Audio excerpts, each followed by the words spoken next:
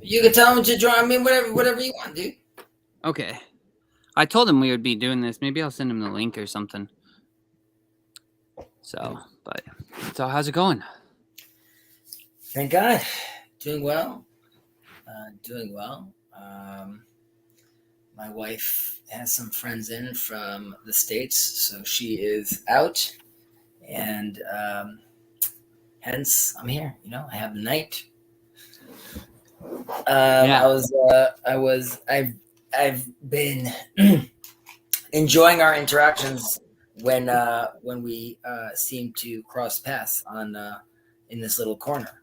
So when you asked to speak, I was happy to say yes, of course. Yeah, I'm glad. Yeah, I've been wanting to talk to you for a while just to get to know you better and stuff. Yeah, it seems like it's always kind of hit or miss. Maybe some of it's a time zone too. I don't know. There, I can see better now. Yeah, I mean, like usually, like I my free time really kicks in around if it's 2:30 by you or 2:30 by you, so around like 2 o'clock your time, and I could usually run pretty late. I mean, it depends. There's nights that I'm working very late, so it changes. Yeah. So you at your office right now? No, right now, I'm sorry. I'm actually in the playroom right now. I'm not in the office right now. Nice.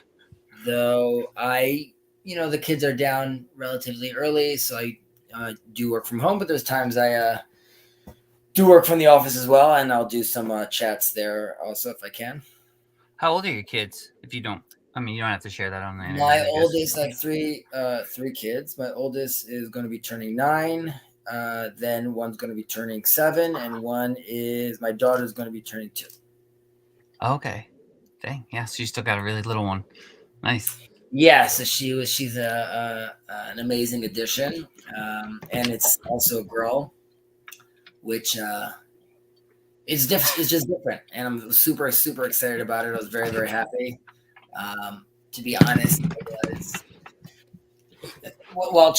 having children is like one of the most amazing gifts in the world. I did have a concern. I don't know if it was a concern, but my thought process was, my wife and I got married, and while I see us turning into one unit, and then like together we could reach higher levels. All that being true, there was a bifurcation of Chezi, right? Like there was like, okay, now I'm getting married, and like that let's say development of just that individual sort of stops at that point. And then we're doing this together as a couple, and then we had another kid, so that's another bifurcation, and then we had another kid. So I was thinking to myself, and I was telling her, I'm like, this is this version of me that and we have kids, and that requires patience and aggravations, and then so are you happy with this model? Because if we keep on I might get more, so I was thinking about number 3, but I couldn't be happier that we did that. Obviously, thank God, with the grace of God. Even though 3, I have the rest of my siblings have a lot more kids, which is more in common with religious. Well, I think with religious people in general, but specifically modern Orthodox Jews.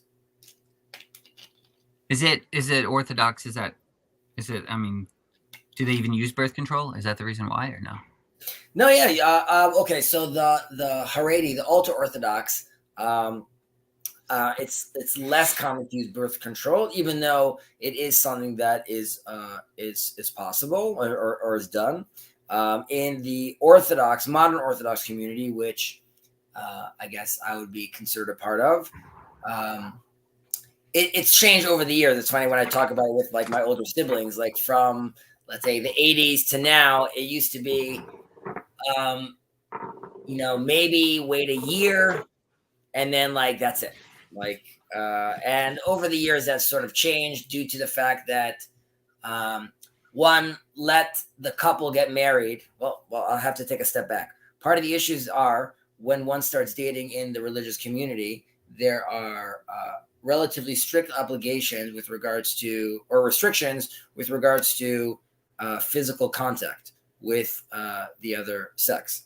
So if you are dating and you're really into this girl, So you're going to have to make a decision. Am I marrying her or not? So that means like, okay, so I really shouldn't be dating her at 16 because it's definitely not going to happen at 16 that I'm marrying this girl. So you end up having couples that by the age of 20, 21, they're like, okay, we gotta we're getting married. And then the attitude was like, well, if we're just telling them, okay, get married and now have kids, they're maybe ready to be married. They're definitely not parent material yet. So there was people being more lenient with that regard, like let them wait longer until they have children. Ultimately, though, it's not really a question rabbis should be interesting themselves with actively. Rather, if the couple decides to include the rabbi in that intimate setting, then I mean, like you're welcome to have like a conversation, but it's not like you don't hear people going about it and constantly talking about it. It's just it's something that can be done. It also sort of relates to abortion as well, which is that also can be done, but it's just not something that's championed or pushed or like rah rah, which is like sort of crazy what's going on in the States. However, it is a tool at one's disposal. Okay, so it's allowed even in Orthodox Judaism. Yes. Huh, that's interesting. Yeah, it's definitely a hot topic. Depending, Ben Shapiro, for example, a character that I'm assuming you're aware of or know that. Yeah. Individual. I haven't listened to him in a long time, but I'm aware of all him. Good. He's pretty strict. He's pretty strict on that. He's pretty intense on abortion. So I would say like he doesn't necessarily represent. While the sentiment is true, which is like we want to make sure that we're valuing properly life, and we believe that it starts at conception. That being said, there are periods where you could do it, and there are the health of the mother is definitely taken into consideration. So the Orthodox community has evolved with that regard. Yeah, it's a lot more complicated issue than a lot of people, I think, usually confront it with. I don't know, but yes and no. It depends. It's only complicated like if you grow up in a certain context, it becomes less complicated because those are sort of the rules of the game. So if in the States, if like the concepts of freedom and you hear a lot about rights in the States, like these are my rights. Rights come with obligations, right? Like it's people get like you're a citizen, that means something. Yeah. So people forget that sometimes, and then once these terms become very gray, it's very hard, I think, it starts getting more difficult to have that conversation, which specifically is true in the States right now, which even the term nuance is considered like a trigger term, right? Like if you're saying nuance, that means like you have another agenda. I didn't know this. So I'm probably out of the loop on a lot of this stuff, man. I think that's healthier. It might be. I don't know. Who knows? So what I was going to ask you too, what do you normally like to talk about?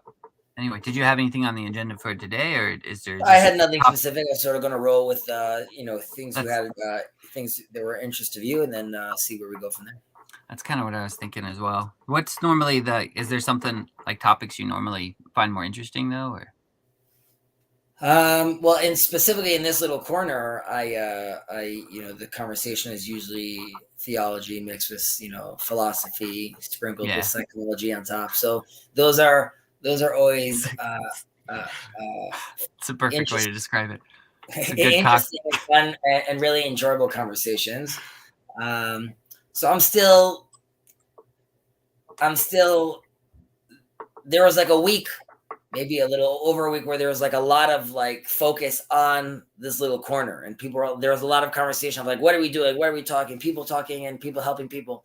So like, while that's all true, while I could still think about that, sort of what is the space that's being that's developing in front of us, I do think it's not always healthy to just like constantly talk about that and focus on that, just because I think it just becomes like very cyclical at that point. Yeah. I, having said that, it is an interesting space for me.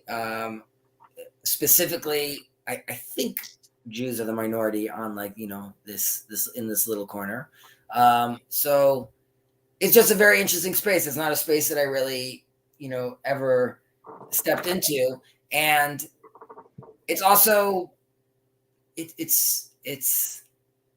really in some ways is like an adventure, because there's a lot of uh, terms and ideas that sort of I have insular, or I have like inside my own community, that are not really things that I've ever discussed. I didn't see myself having a discussion or with people about, like, what Jacob thinks, like with regards to Christians, and then like going back and forth on that. It was never part of the agenda, I guess. Yeah. So Yeah, Jacob throws me into some tailspins for sure. Those are probably some of the most fruitful conversations I think I've had, though. But they definitely are he gives me some questions that are really, really hard to wrestle with, for sure. But that's what I think. That's one things I like that's going on, like you're talking about. It's this space that's opened up where a lot of different ideas and thoughts are kind of colliding and mixing together. Like I like your description of the theology mixed with, was it philosophy, psychology sprinkled on. psychology. Yeah. Like that's like a cocktail, and you drink that, and it's gonna really mess with your head. It goes down smooth. I do feel like this. Again, I feel it's a very healthy space, and I'm not trying to be too over the top, but these conversations, to me, in a certain sense, I see them like in a prophetic context. So like I just see this is, this was never happening before. And you'd be like, well, it's the internet. I don't know. I just don't think at the time it could be like, the world wasn't ready for it yet. And it's still very small. And this differs from like interfaith dialogue, because I do think, and I sound like a broken record when I say that it's like not a safe space, it's a brave space. I still think it's a space that people feel safe in, but it's a brave space because I really think people are being challenged. And like Jacob is a great example of that, where you could come and say like, oh yeah, no, it's like, a Discord where people are just like stroking each other's egos. Like Jacob is not stroking anyone's ego, and there's no problem telling you like, so like you're living life, you're in hell. So yeah, it's very. So I think that allows it to be very real, and really makes people step up to the plate in a certain extent, both with their own belief, with their belief with others, with their belief between them and God. And I would think that it's a net positive. Everyone is sort of rising up to the challenge, so to speak, because people are spending a lot of time doing this. Now, I rationalize it to myself by saying that these conversations are me getting to know God better, wrestle with God, and that is what we're supposed to be doing day to day, all day. Mm-hmm. So, like, I definitely don't find this like as a waste of time. I find it very, very enjoyable. There are conversations that sometimes feel very spiritual, where there's like a lot of depth into them, and you could sometimes get that sense, which a lot of people had, I think, when they were listening to Jordan Peterson for the first time. It was like, I don't know what this guy's saying, but like, I like it. Like, I'm hooked in, or just like, that's exactly what I was thinking, but like, he just spelled it out. So I think in a lot of these conversations, that sort of happens, where people are just sort of going along with the conversation, and they don't have to say much. They're like, oh, that is what I think, and that's interesting. And you can see it in the comments. But I do think that that it's a very healthy space. And going back to what I was saying about it being prophetic, this is sort of where I don't know where we diverge or converge, but it's interesting to me sort of where this goes to. Like for me, this space has allowed me to more clearly define, or try to define, how I see the other religions in relation to Judaism or Jews. And it made things more clear to me with regards to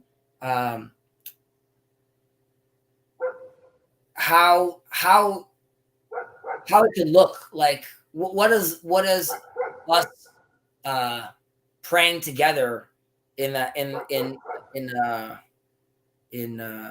how to prayer for all the nations, what that looks like, or get like a little taste of that. And I feel some of that taste is like here. I could imagine a service that is very enlightening and spiritual to a lot of people, and then you go off to the markets and people are sitting down and drinking coffees and teas, and there's just like a theological, philosophical conversation happening around just this beautiful shared space of people, resonating and feeling the oneness sort of between them and God, when his name will be one. So I also mentioned this, that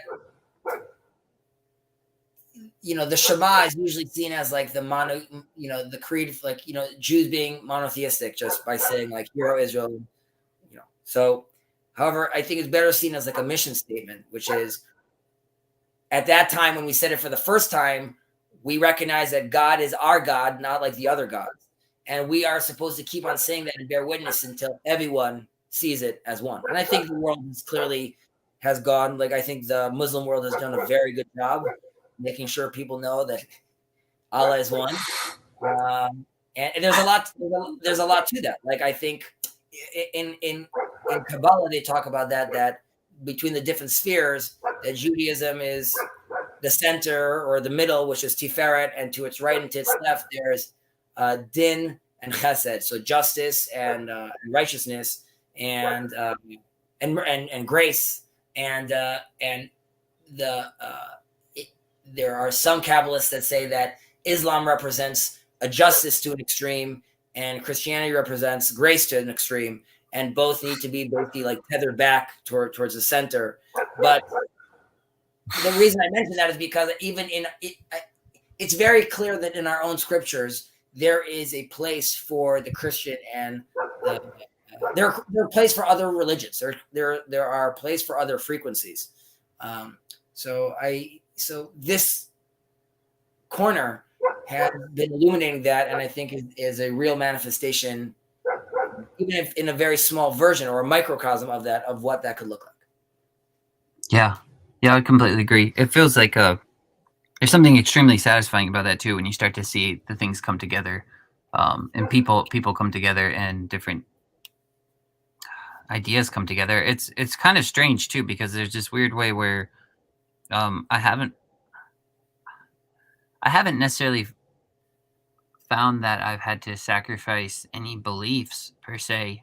Maybe certain, like, I guess, creeds or something. I don't know, some sort of like, that's one thing. But that's one thing that kind of frustrates me about certain Christian circles, as well as like the propositions I'm required to affirm that I don't necessarily even understand. Which I'm like, I'm okay with faith, because I'm never going to understand anything anyway. So I get that.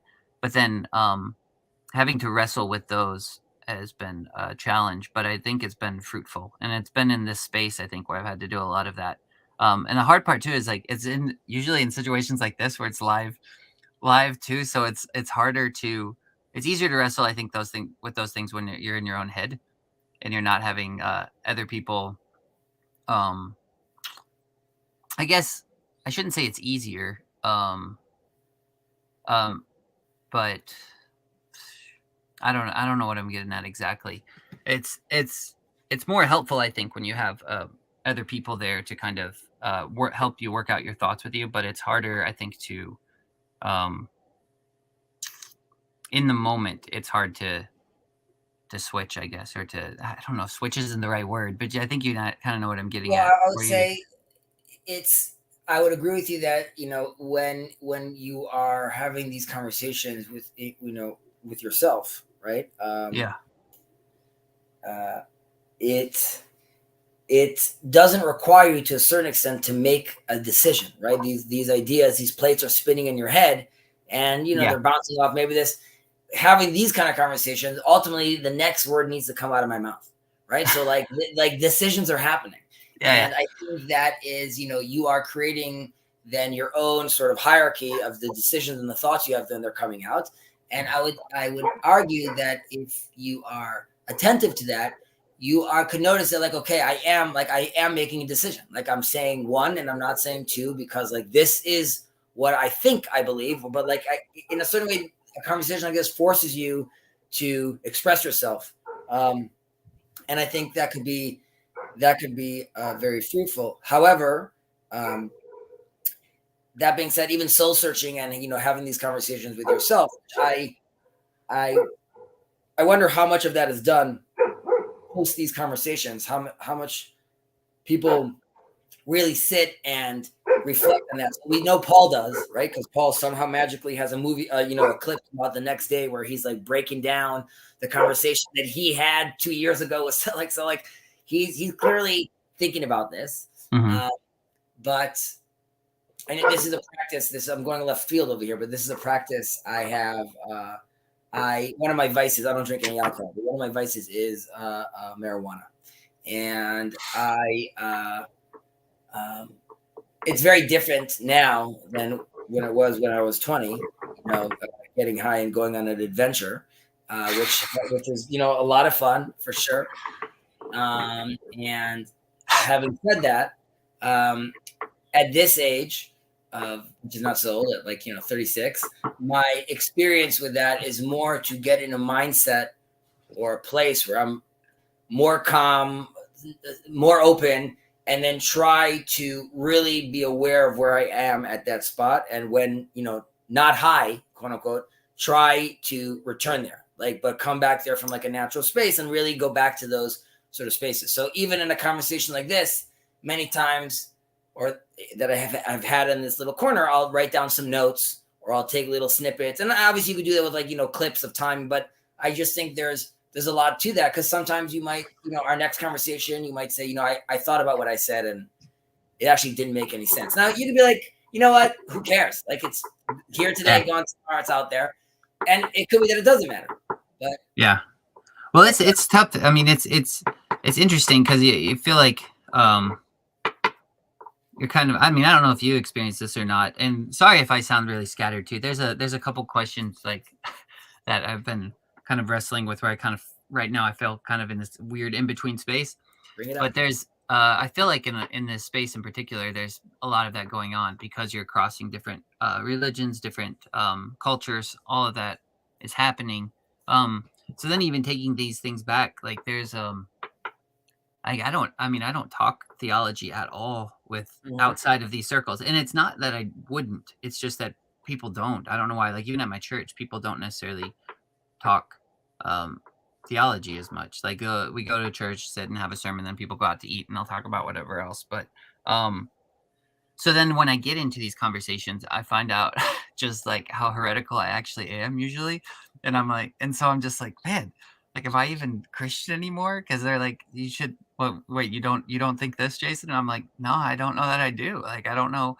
But the one thing I find extremely comforting, personally, and that I have found in this space, especially with Jacob too, is just the love for the scriptures, and that's one thing. Even, I mean, that's usually what I base all. I mean, I would think that's what I base all my beliefs off of, and they seem to map on. It maps, and I have said this before. The reason is because the scriptures, the Torah, all that stuff it seems to map onto reality, and it shows those patterns that are actually applicable to life, and you see them.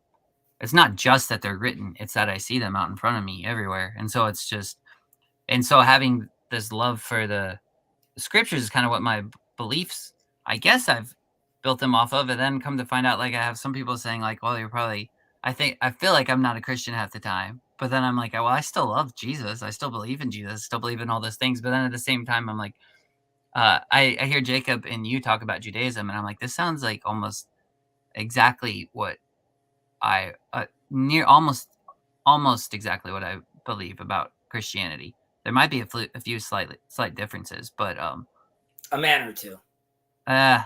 Well, I mean, I don't know, because even talking about stuff, I mean, I haven't really hit it too hard with Jacob, I guess, but even talking about the Trinity and stuff, I've tried to explain him what I think about that, and it sounds like it's similar to what, not what he believes, because he wouldn't use that term, because the phrase is so damaging, is what I think he would say, but the way it comes together is just a unity of multiplicity, and how there's something like a divine Trinity, is I think what I would say. That's something like the spirit of forgiveness or unconditional love that unifies all things together. And so that is you have two things, and then they're held together by this love. And so it's those, but those are these really, really like these big hiccups or something. And then when I get into the particulars of it, I'm like, I don't really think we see this differently or something. But then at the same time, I'm like, I don't think that's how most Christians see it. So I'm like, well, where am I at now? You know, like, I don't know. All So I I can think say is that's I'm in the deep end somewhere. I don't know. so. I mean, first of all, I think it's fun in the deep end. That's where you get to swim. And uh, how what I'm thinking of what's the translation is in English, but like from the depth I call to you, mima amakim karaticha. So like there's a sense of when I mentioned this on a little Voxer group I was at that one needs to lose himself to find God in a certain extent, and I think this kind of space is definitely a space where that kind of guided loss or losing oneself could happen. And I think you just said that when I have these conversations, I feel like most Christians don't think that way.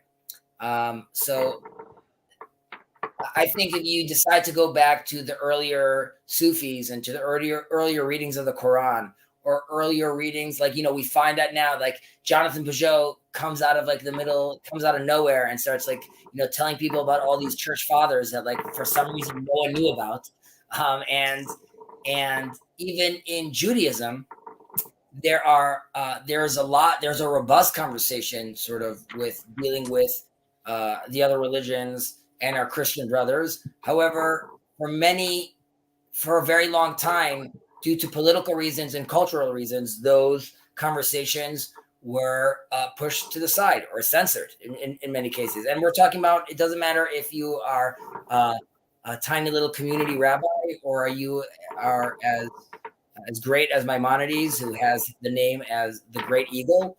And he too was censored when he had his conversations about how he sees Christianity and Islam as path makers for the Messiah. So I do think ultimately that the conversation is a lot more similar. However, it does require a deep conversation and walking together in a path where both specifically Christians and Jews, but also Muslims, have to have a real conversation with looking at one another and looking in the mirror and sort of seeing what exactly represents us. And I think in this corner, you could see a lot of these layers are sort of being removed where and now you're saying, but I'm talking to other people and they're still with a lot of layers on. So when they hear me talk, this stripped version that Jason's talking about Christianity, like, that's not our game. On one hand, we have to be able to hold that and be like, okay. And this goes to like the Jacob conversation about, destroying Martin Luther and the whole, so we need to be able to hold these vessels that people congregated around because they're potentially too valuable to just swat away. Mm-hmm. However, they do require landing. Okay. We do need to bring this ship down to a certain extent and be like, okay, like now can we start sifting what we really believe, what we're actually talking about? So an example would be, is while there could be versions of the Trinity that work with, which you could then interpret as these are breakoffs or different interpretations of Kabbalistic terms that have sort of gone array, got sort of lost in translation at a certain point. Mm-hmm. Obviously, there's different versions of the Trinity. It depends if you're looking at it sort of, and there's actual practical ramifications for a Jew's relationship with a Christian, or specifically with how one sees them. Because if someone like Sam, who, if I understand correctly, doesn't necessarily see the Trinity as, all one, but really it all stems from the Father, then that is a much more, that relationship blends much better or fits much better with Judaism with that regard. And definitely even at the point where the terminology is still the Father and the Son, Judaism, as far as if your recognition is that it stems from the Father, your relationship with the Son to a certain extent could still be accepted.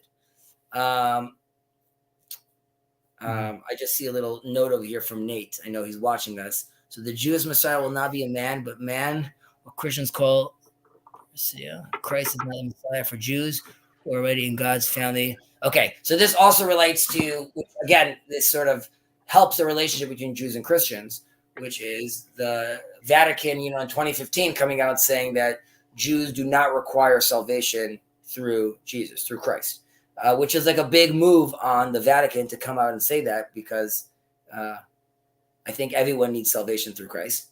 Apparently not the Jews. But I think all those are data points of a growing relationship together. Yeah.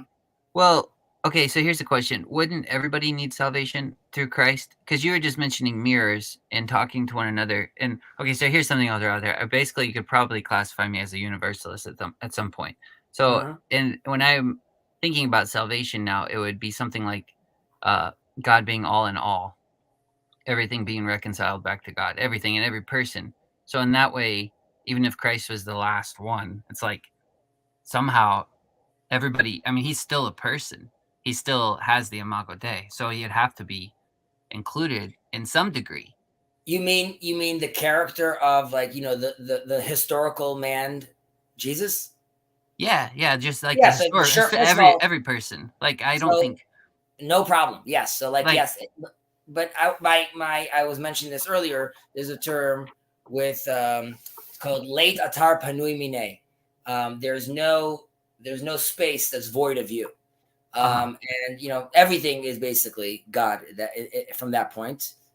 So like at that end, yes, like we could all we're all part of that large picture. I'm not trying to like trick you into Christianity or anything. No. I'm not. I'm basically saying, like, and I guess to my point I'm making too is like I don't necessarily see salvation without you being there either. So like in any way that there's a divide between me and you, and we are not unified to some degree or reconciled to one another, then I don't think I ultimately have salvation, because you are as much a part of God as I am, and so I would not see the face of God. I could not see the face of God without seeing your face also included in that. At least that's where I've come to believe now. But No, like Martin Buber talks about similar terms about the I thou and like the conversation between the two people. And there's in the Talmud there's a conversation that the Holy Spirit, the Shekhinah, rests between two individuals. Well, they start from 10 and they bring it all the way down to two people, because that you recognize the other as yourself. You could see God's image in him and in you, and so that's obviously could be very powerful. I would say that is that a normal, like, because you just mentioned someone I'm not familiar with, is that a normal Jewish belief, that idea of seeing yes. God? Okay. Yes. I don't necessarily see that. I think it's yes, it's a Jewish belief. Is it practiced? Do people walk around every day like I recognize the other? So the answer is no, they don't do that. Like I've mentioned in this corner that even like a purely wicked person, one should try to identify some good in him, because if you identify some good in him, you could elevate him. Like the attitude is always try to attempt to see the best in the other, try to see the divine in the other. And we're always in a certain way sort of like a hopeless optimist, because even if I see like we had elections in Israel which were like very, very problematic, or even the state of the world right now, I see that as shattered vessels that have a divine spark in them, and this is opportunity. It's opportunity to elevate, to bring out the good, the potential that's inside here. So, and I obviously find these kind of conversations very fruitful, because it's there's a lot less shattered vessel and there's a lot more divine. So it's much easier to see these kind of conversations. But I would say, ironically, a lot of the tension that we had with our Christian brothers, starts with the Talmud having a discussion whether or not Gentiles can have a place in the world to come and could be find salvation.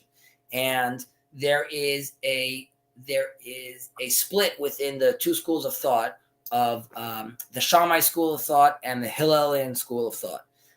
At this time, there are some that identify Hillel and some others of his group as part of the Essenes group. And to make a long story short, Beit Shammai at the time is sort of calling the shots, politically speaking and religiously speaking. And their attitude is that the Gentile cannot find salvation, basically.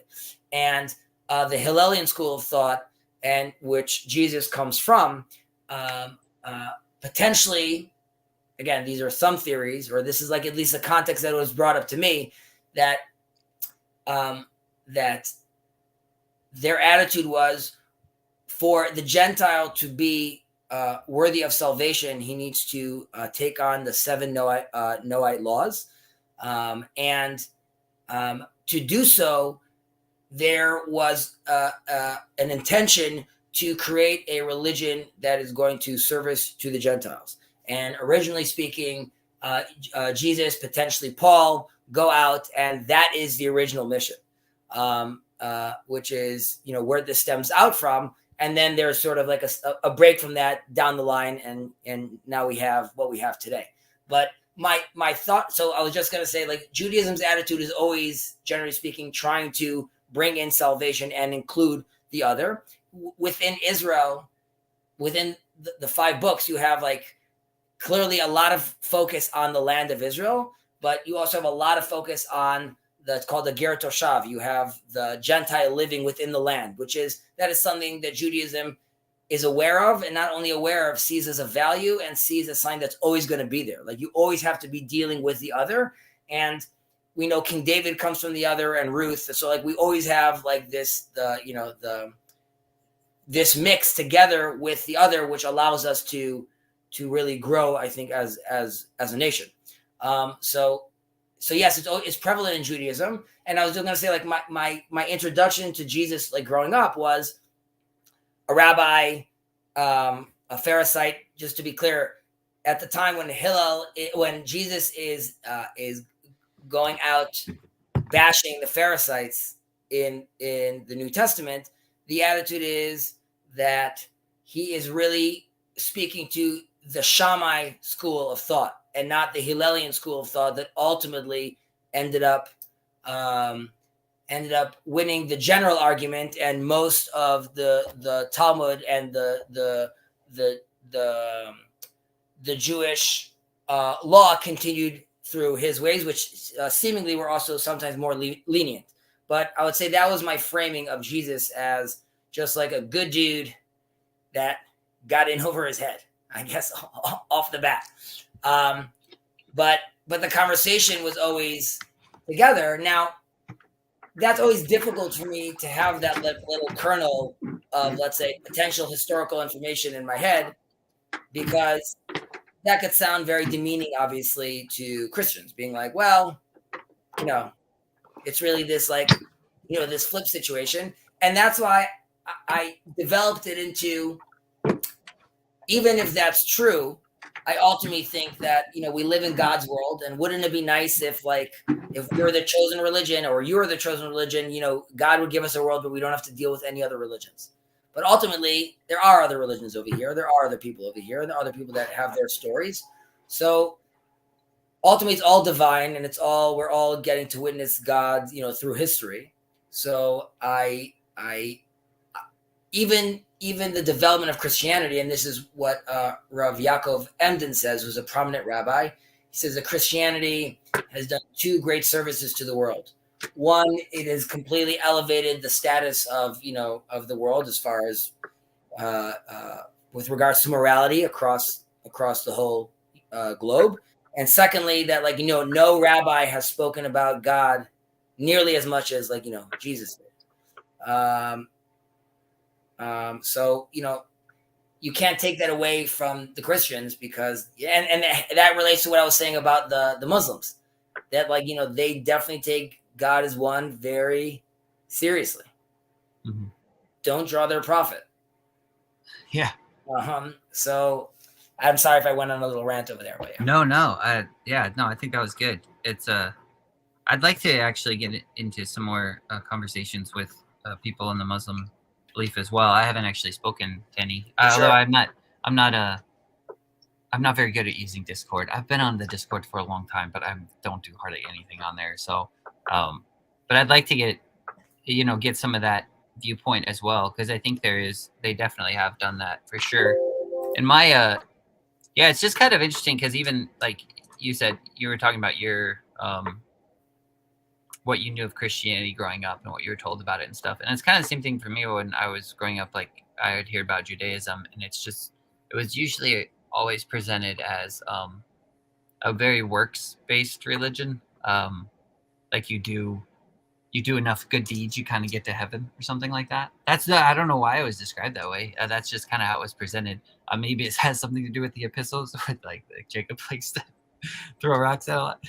But so it's probably, I don't know that I don't think it necessarily has as much to do with that as maybe just people's interpretations of them. So that's kind of what I've been, I guess, pleasantly surprised to get in these conversations and find out all the commonalities and the common ground. And it's just sorry, I just saw Nate's comment. Nate, Funny, right? This is not a joke, but from the age of 11 or so, I wanted to be a Jew. Well, if you ask Santa, maybe he'll grant your wish. It's funny what you said about the like on Rosh Hashanah, the New Year. So like when and building up to the Day of Atonement of Yom Kippur, we say that kids learn that this is a time to do, ask for forgiveness and do good deeds, because we're all like, basically we all see ourselves as sort of, it's called like in the middle, and like we're our weight basically could go either way, and like you need to make sure you repent and you do good deeds. And I would always like ask the teacher, I'm like, wouldn't it make just more sense forget the repenting and just do like a lot more good deeds for those 10 days, and I'll just like tip the scales. I'll just like do like a blitz of just like walking my grandmother across the street, whether she wants to or not. We're crossing, we're going. Yeah. So yes, it's a lot more of through and through, fully embedded. There's if you don't mind, there's a quote. I actually been quoting a lot of him recently, but there's a quote from, well, actually no, this is not Rav Kook. This is Heschel, but I'm trying to look for it. But it's okay. This is one of the goals of the Jewish way of living: to experience commonplace deeds as spiritual adventures, to feel the hidden love and wisdom in all things. So Judaism definitely has, and this might be controversial. Not all Orthodox Jews would agree with this, that the commandment or the mitzvot, the 613, these are an operating system, but these are not. I mean, that's not what the story's about. The story's not about the sacrifice you bring or the blue fringes that I'm wearing, or it's not about that. It's really about the relationship with God and relationship with the other. However, seemingly a successful way to do that is to put yourself inside or put on your little Jewish Oculus and then live life through that. So even the mundane could seem like an adventure.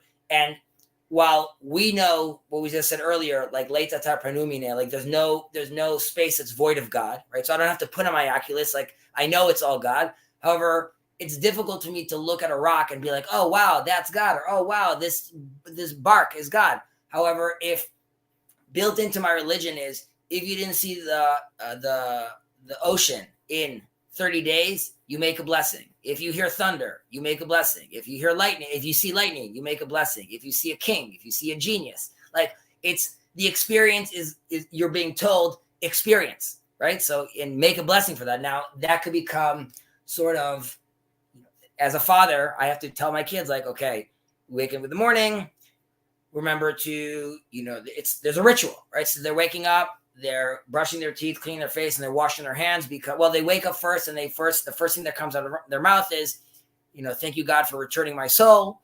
And, And you're thanking for that. They're going to the bathroom, they're washing their hands, they go eat, they wash their hands, they make a blessing. What are you eating right now? So are you eating this?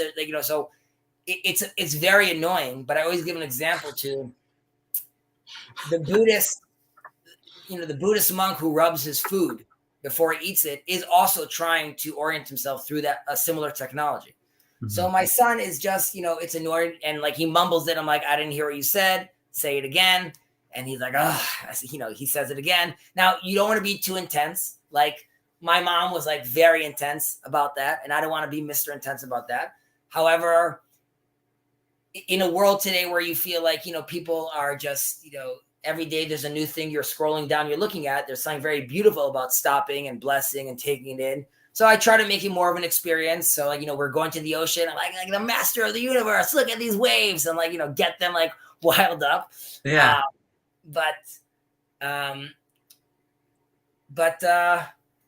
So I think those blessings and even these commandments, these are practices, which also John Vervaeke talks about, which are just very necessary. He talked about a religion that's not a religion, and like by doing so, you're still going to have to create like a congregation where people meet together in a building where people talk together and practice. So, okay, great. So like you said, it's a religion that's not a religion. So I have a religion that works pretty well. So there's a lot of commandments. Not all of them relate to men. Not all of them relate to a certain time of day. It changes by different classes. There's the priestly class. There's a Levite class. There's the Israel class. There are differences. But ultimately, I think I'm a fan of the system, even though I have critiques. Yeah, I like it. So when you say make a blessing, it's just kind of like giving thanks, and you give thanks for. Would that be similar? Right. So let's say for some food, it's just thank you God that that everything has been made in His creation. So you'd be you'd say that on like a popsicle. If you're gonna eat a potato, then you're gonna make it specifically that it's from the ground. If it's gonna be wheat, it's gonna be wheat. Really? So it's broken down, and there's so many. Do you eat a lot of popsicles in your house or something? No. That's your first go-to. I can't remember the last time I had a popsicle. Yeah, I don't know why it's fun about a popsicle. Yeah, so no, I like it. A Jolly Rancher, whatever.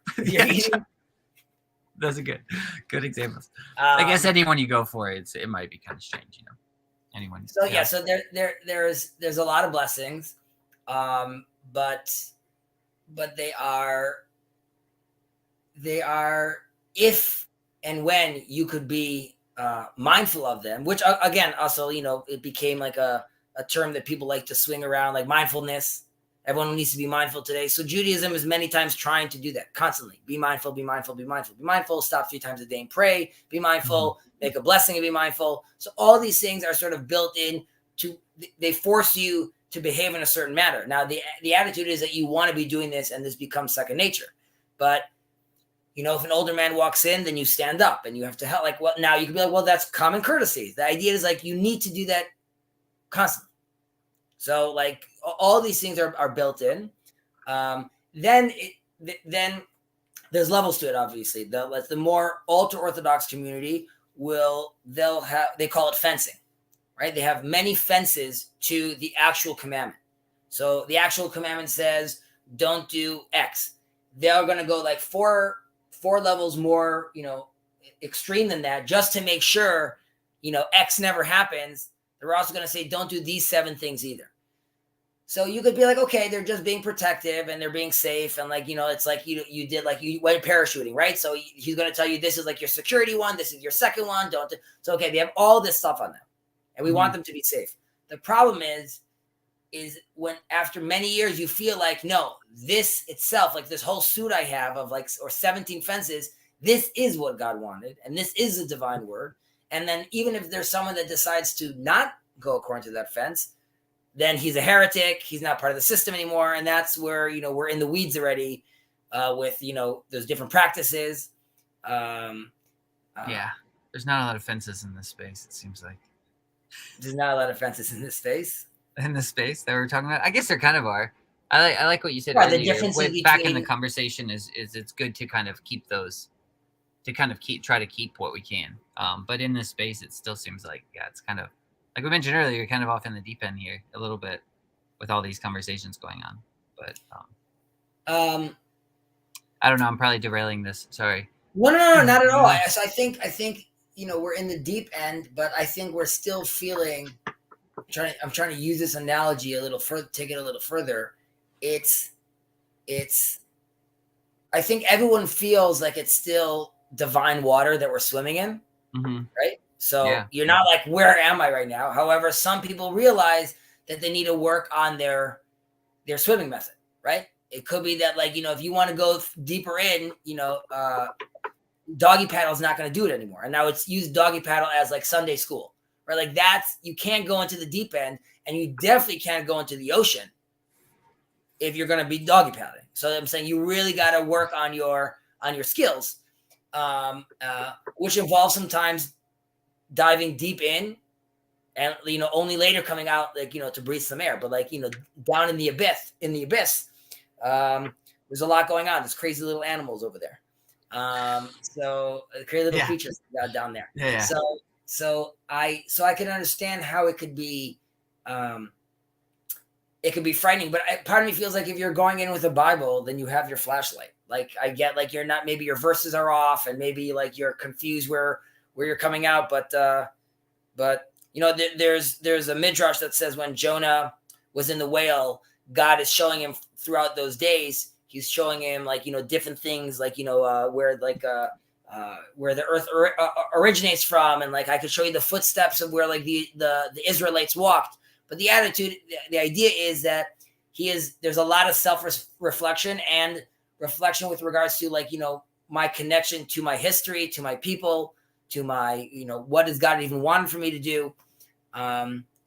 Which, just on the Jonah point, circling back to our conversation about, like, does Judaism usually do that, like, about talking to the other? Jonah is a book that we read on the Day of Atonement about a prophet that went to go save a bunch of Gentiles.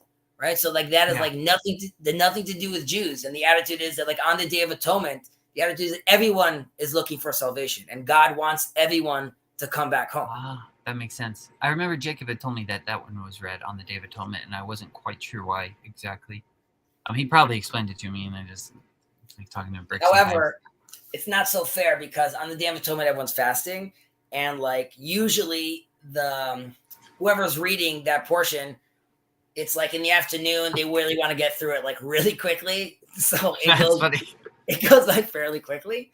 But Jonah is like a super impactful story. Just his whole relationship with God, him not understanding sort of why God is upset with him, why God would want this kind of salvation. But yes, it's definitely, the attitude is, we are definitely interested in the other, hence a house of prayer for all the nations. So much so, going to God even in the Bible, calling the Assyrians and Egypt my people, which is usually a name that's reserved for the Jews, for the Israelites. So, like, there's clearly a language of all of us coming together. I do think that for 2,000 years, Judaism really couldn't practice a lot of that kind of that version of it, because it was really on, not, let me think about how do I eventually come to this world to come where we're all one. I need to think about tomorrow, that this guy's not burning down my village, that there's not a pogrom. So, like, there was no, like, what's going to be? Even more so, the conversation was like, don't talk about that. Don't think about that. If you want to study the story of the chariot, you're only allowed to do that with one other person. And if you don't understand and you're not allowed to ask questions, like, don't get lost in, like, in Foreverland right now. Like, do the deeds, keep their tradition alive, keep on pumping. So that mode, which in a certain, I'm going too far, but like that mode, while it kept Judaism alive, it constantly had to create this exoskeleton, so the very hard exoskeleton. So to have the conversation now about, like, and our Christian brothers, we're like, the Christian Brothers? What about like this and what happened here? Yeah. So much so to, you have government officials today that are truly racist. I don't think they're bad people, but they're racist towards the Arabs. And you're like, that the story ends with us together. So like, why are you still like, using that language? And this is sort of the job, we have to step up to the plate, which is, I think now we finally have the opportunity to, and I mean, since the Hasmoneans, we have the opportunity now to try and develop a secularity that its basis is coming from a holy place. However, like you could still have an institute like a government and judges. So those are secular bodies, but they could be infused with proper orientation. And if we could do that, then we could start having a conversation to the other nations around us. I just think we're still not there yet. And this is a bigger conversation that Jacob and I have about Zionism, because just as Jacob requested on his server, Jacob is opposed to Zionism, and he believes that the Israeli state is not a reflection of some divine providence.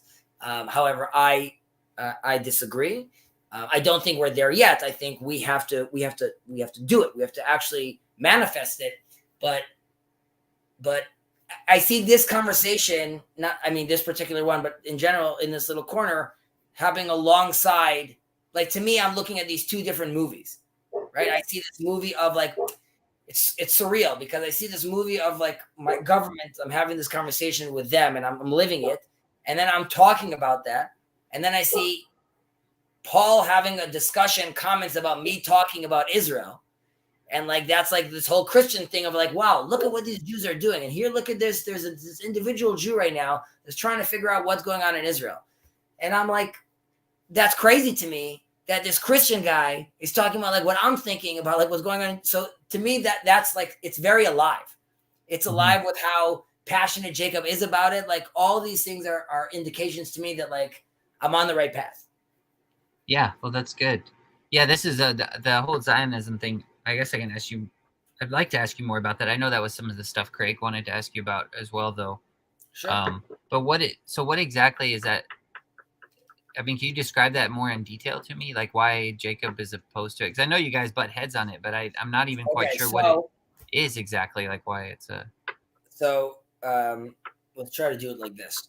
Sorry if you get asked this a lot. Jacob and I both, I would think, and Jacob, at any point, if you're listening or later you could go on, I'm sorry if I misrepresented you. I'm a rabid Zionist. All those things. I'm wrong.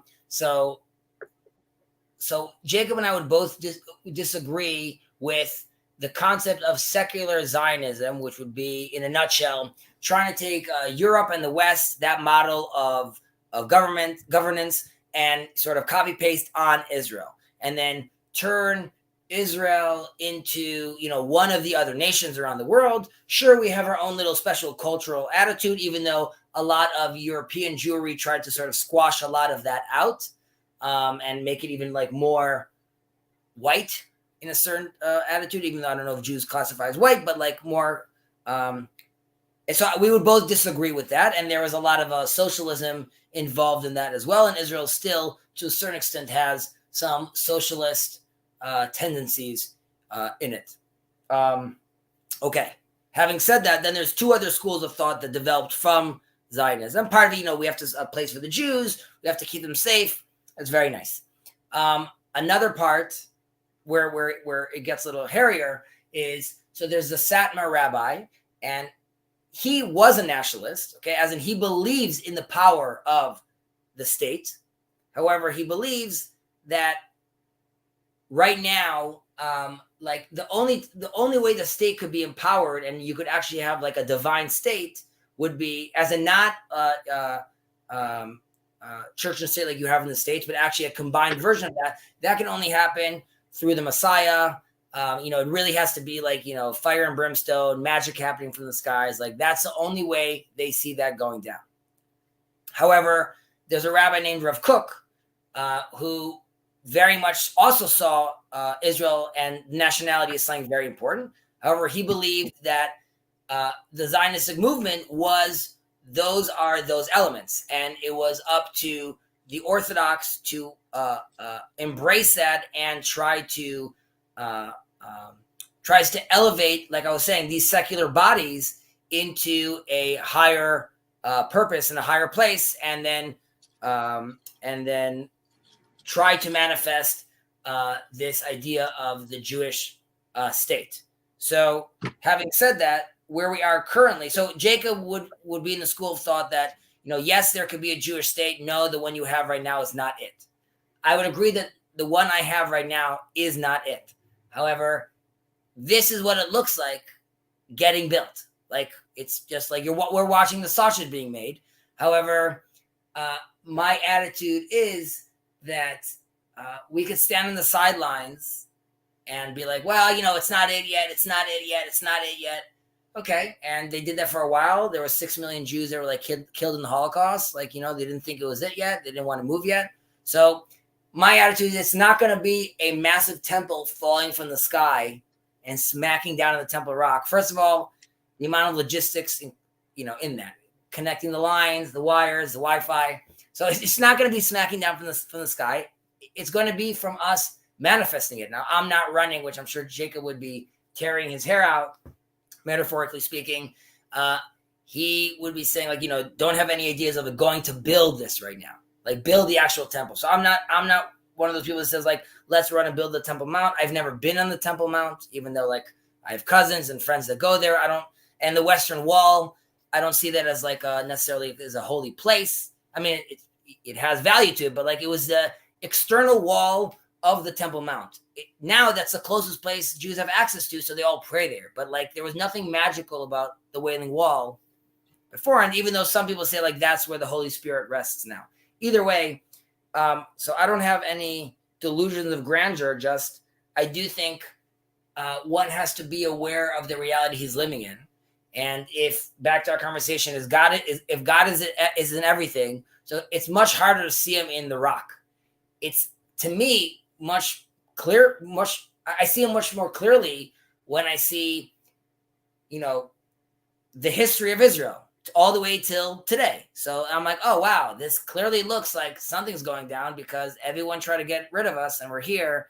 And then everyone said, like, they're going to not stop and we're here. Like, so it just seems like very strange to me to like, and now these Christians, like, the Pope in 67 is saying, like, you're our older brother. And the Pope in 2015 is saying, like, we don't need salvation of Christ. So, like, clearly we are here. So I see that all as, so, using the term Zionism, which is, again, not secular Zionism, but the movement of the development of Zion. And I see that being beneficial to us and the whole world, obviously. So the idea with Zionism is kind of like something like it. What's the two terms? Emergence versus eminence or something like that. So it's kind of like emergence. It would go up towards it. So there already is a heavenly Jerusalem, I think, is what I'm kind of hearing. Or an ideal, I guess you could say, an ideal Jerusalem. And you would try to actually establish that on the earth and implement these earthly systems to a divine level. Yeah. Now, where it gets nerve wracking is like, okay, so didn't you just talk about all these 613 commandments? You're going to now like smack down on the whole country, all these commandments. So the answer is no. It's like, I just think that's used as a red herring. I think it's more complicated than that. I think as seen even on this channel, whether it's Christians or Jews, clearly there's always more to learn. And I think you have a lot of what I call exile Torah, or of where you have opinions and ideas that came to the forefront, but they don't necessarily represent what the sages were talking about, or they don't, or later on we find out that that's not really the case, or even if that is the case, recognizing that you have the power to shift and change and move, which has been one of the difficulties of Islam, which is, it's submission, which is like, in Judaism, the world could the changing world is still all part of God. And that's why Judaism potentially could also change with it. Now it's gradual and one has to be very careful how that change is happening, but it's still possible. In Islam, the world needs to bend to God. So if reality is not jiving with like what your doctrine says, then like it's a problem for reality because it's going to be bent. So what is that like? Is that extreme Islamic circles? Would you say someone? I thought I heard someone mention it wasn't you. It was in a more recent conversation I was in. Someone else was talking about is it Sufianic Islam? Is that the right term? I don't know. Sufis are actually less intense. Oh, okay. So sorry, that's kind of a sideways question. I guess that's neither here nor there. Like I like everything you're talking about. It just seems that in Nate's comment over here, it seems like it's kind of related to that as well. I feel like, I mean, I know Nate and Sherry probably know a lot more about these topics than I do. Messianic work is our work. It's not a divine rescue. We get to clean up our mess and restore the world with God's cooperation. Okay. So yes, I would agree with that. And I'm going back to like Jews and the world. So we have in our tradition that one who saves one soul as if he's saved an entire world. Okay. Mm-hmm. And the attitude is because even in that one individual and the work that's been done properly, we see all the potentiality in that. Yeah. So we are all constantly moving towards and becoming the redemption or the Messiah. And I mean, when God speaks to Moses in the burning bush, he says his name twice, Moses. And there's a few other individuals that get called by their name twice, but there's a gap or there's like an extra word that's added on later. The reason to this is, according to the Midrash, is we all have our heavenly version. There's heavenly Jason and there's earthly Jason. And some of this has to do with, there's a Midrash also says that when Jacob was sleeping on the rock and the angels were going up and down, angels wanted to harm him. And they said, like, who is this? And God said, like, this is Jacob. And they said, like, well, this Jacob down here doesn't look anything like the Jacob in heaven. Because, like, this Jacob just lied to his dad and tricked his brother. And the attitude is, like, we could be living up to our full potential. Back to Moses. Moses is called Moses because he is already fully integrated. He is the heavenly Moses and the earthly Moses are one, and which makes him Moses. But he doesn't go into Israel because the people were not ready to be redeemed at that point. Now, he could have been the redeemer, but that wasn't the mission. I always say that, like, it's taking, if you go abroad and you try to plug your phone into the socket, you need a transformer. So, like, God was telling Moses, like, there's no point for you going into the promised land. The promised land is full of intricacies, rules, sacrifices. That's like low resolution. You're up here. And, like, this is going to be way too frustrating for you. Like, Moses hitting the rock is like the last of like Moses' human interactions. Like, that's still his like human part still being frustrated by the Israelites because he's very far removed. I bring this in to say that when we as a people rise up to the challenge and we are closer to our heavenly self, then the Messiah will appear because we are ready to be redeemed. So I think, like, it's sort of if you build it, he will come sort of situation. There's a Talmud that says that the Messiah is sitting by the temple, by the gates of Rome, and he has like all these bandages on his body, and he's slowly taking off bandage by bandage, basically. And the attitude is like, these are us taking off our bandages, taking off these layers that we built on ourselves, so we could clearly see God or clearly see our divine orientation and mission. So like when Nate says like we need to be becoming, and then like sort of like we're becoming into the Messiah, I do believe that we have to be in the right place to sort of be deserving of that. That's incredibly fascinating. Yeah, so it sounds like you're kind of talking, I mean, in similar Christian terms, I guess, that sounds something like theosis. And so even when you're talking about Zionism, it seems like it's at least somewhat related to that idea. And stepping into my version of it. Jacob's going to say these are all lies. Well, I'm glad he doesn't stroke your ego. But But yeah, I don't know. That's really interesting. I've you brought up the names. Then that's definitely going to be one that's going on in the back of my head now for a while. Is Elijah mentioned twice? The names twice. Who's mentioned twice? I know. So Moses Abraham, is mentioned twice. Moses. Jacob is mentioned twice. There's a couple in the New Testament, but we don't have to that. Saul is mentioned twice. Martha. I think, right? I think Martha was for some reason. So Peter, I think Peter was as well. Simon, but I don't know. Just that idea and the way that's related to, it seems related to theosis, and then Messiah will come. Well, it's more like epotheosis, which is like we like becoming into God. Yeah. You also have to there's the famous verse where God lets us, and I think in chapter 2, God lets us, and by us I mean Adam, name the animals, right? And he says like, let's see what he's gonna call him, right? Like God's like with the angels, they're eating popcorn, they're like, this is the greatest hits. Let's see what this creation does right now. He's giving us the authority to do so. Which, by the way, back to the Islam comparison, in the Quran, in the Surah, God teaches Adam the names. So you see, again, like that would be the difference. In Judaism and Christianity, you are partaking in that, and in Islam, it's this is it. Yeah. Okay, so that would be like a difference, like how they relate. So I think also like these kind of conversations and this little corner is in a certain, I've said this a few times, that this is sort of like a modern day Talmud.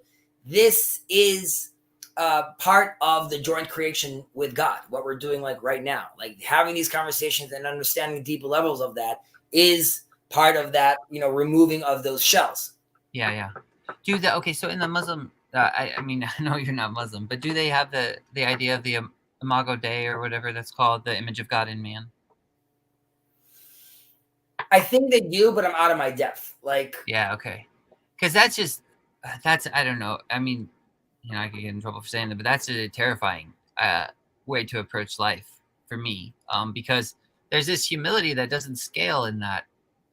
Like, submit where God gives you the names. It's like, I understand you submit to God, but then if you're not willing to recognize God in the other person, then you don't submit to that person as well. And then it just ends up in a weird way, you end up becoming God and just becoming judge, because it doesn't seem to scale. I don't know if I'm describing it right.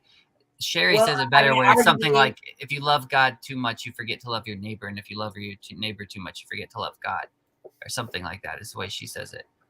Again, I hopefully we're not offending anyone, but I would say that there's some truth to that. It becomes, the bigger problem is, unfortunately, it's like a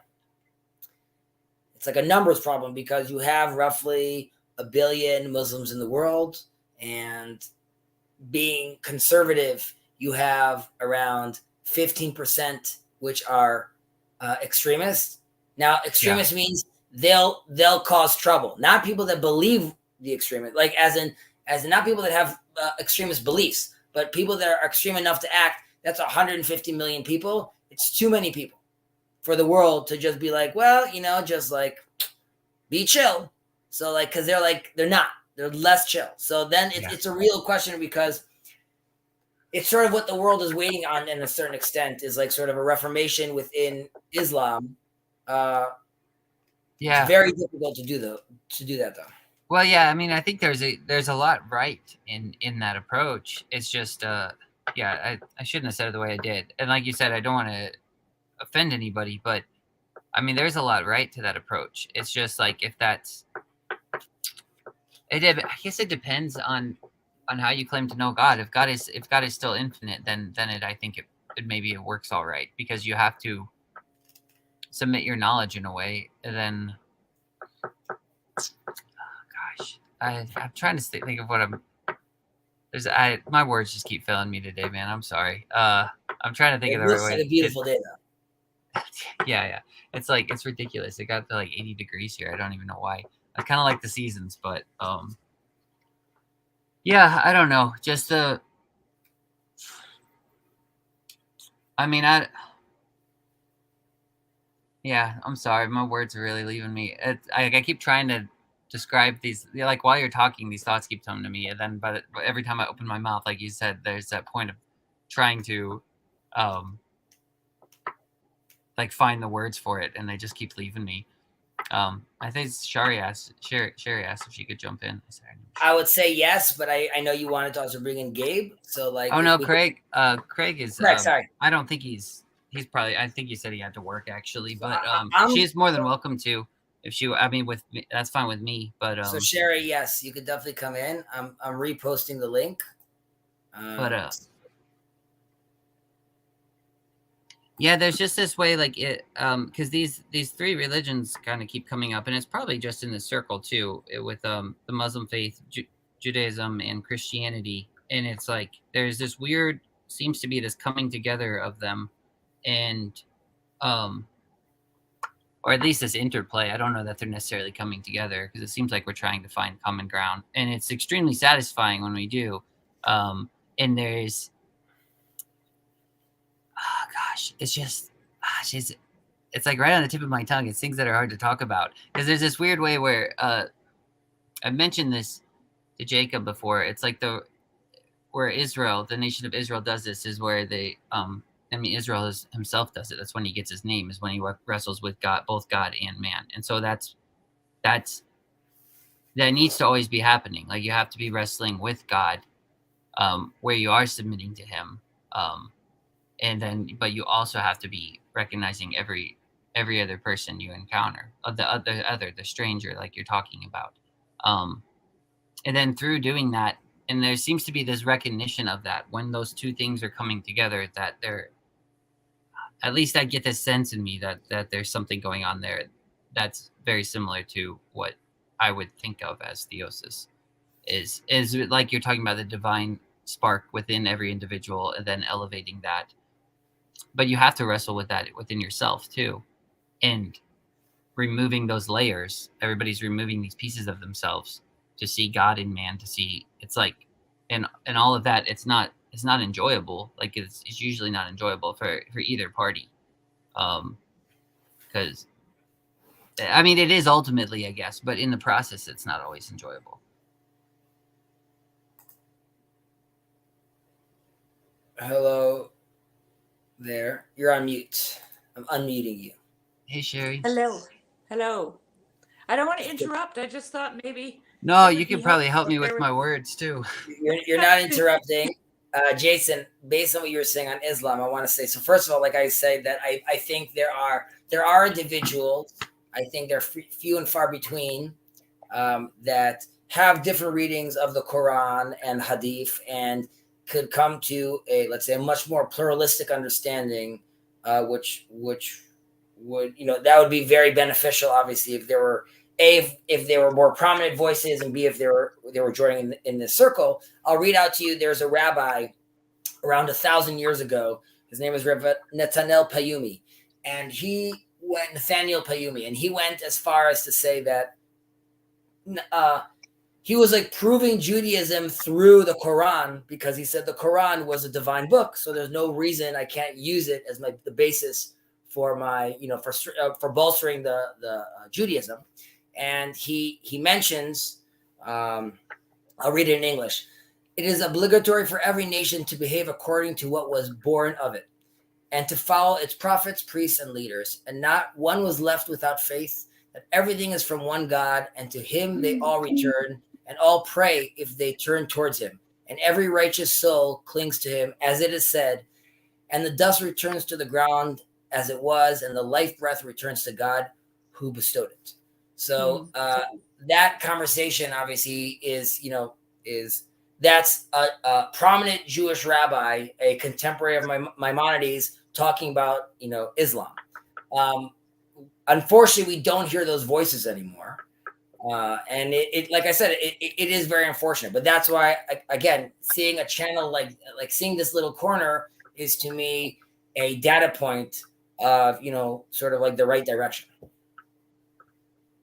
think, yeah, I think, and I mean, to be fair too, I don't think that's a lot, at least in my experience, that's the same thing is not spoken about a lot in Christianity as well. Like it is in this circle, like we're talking about, where it gets into things like universalism and incorporating the stranger and wrestling with man. But even in a lot of the Christian circles I've been in, it seems to be this, um, it's still kind of closed off in a way where it's us not them, as sad as that is, but it should be spoken about more. But that's why I think that's what I mean, where it's exciting in this corner, because you see this coming together, and I'm not sure what's necessarily causing that. There is this openness that happens here, but it's hard because it feels like we're still trying to figure out how to come together without still losing ourselves in a way or something like that. I don't know.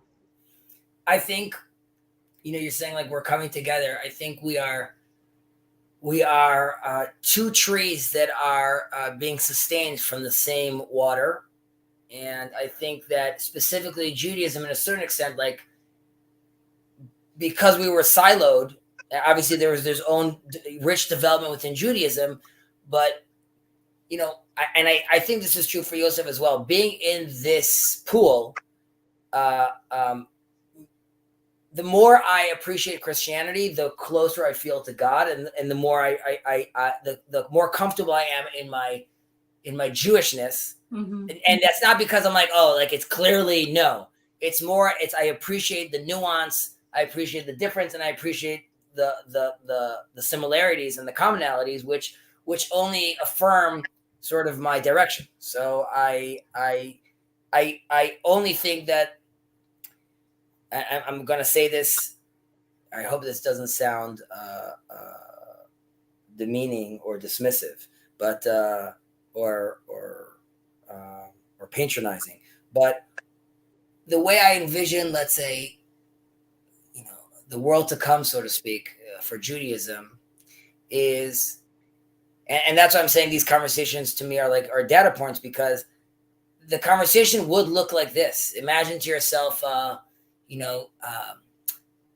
you're going up to Jerusalem to go pray at the temple with other people there. And the idea would be to go into rooms or spaces like this, where you open up your backpack of theology, philosophy, religion, and there's a conversation there. And it could be like, okay, that whole thing about St. Maximus, that's perfect. Keep it as is.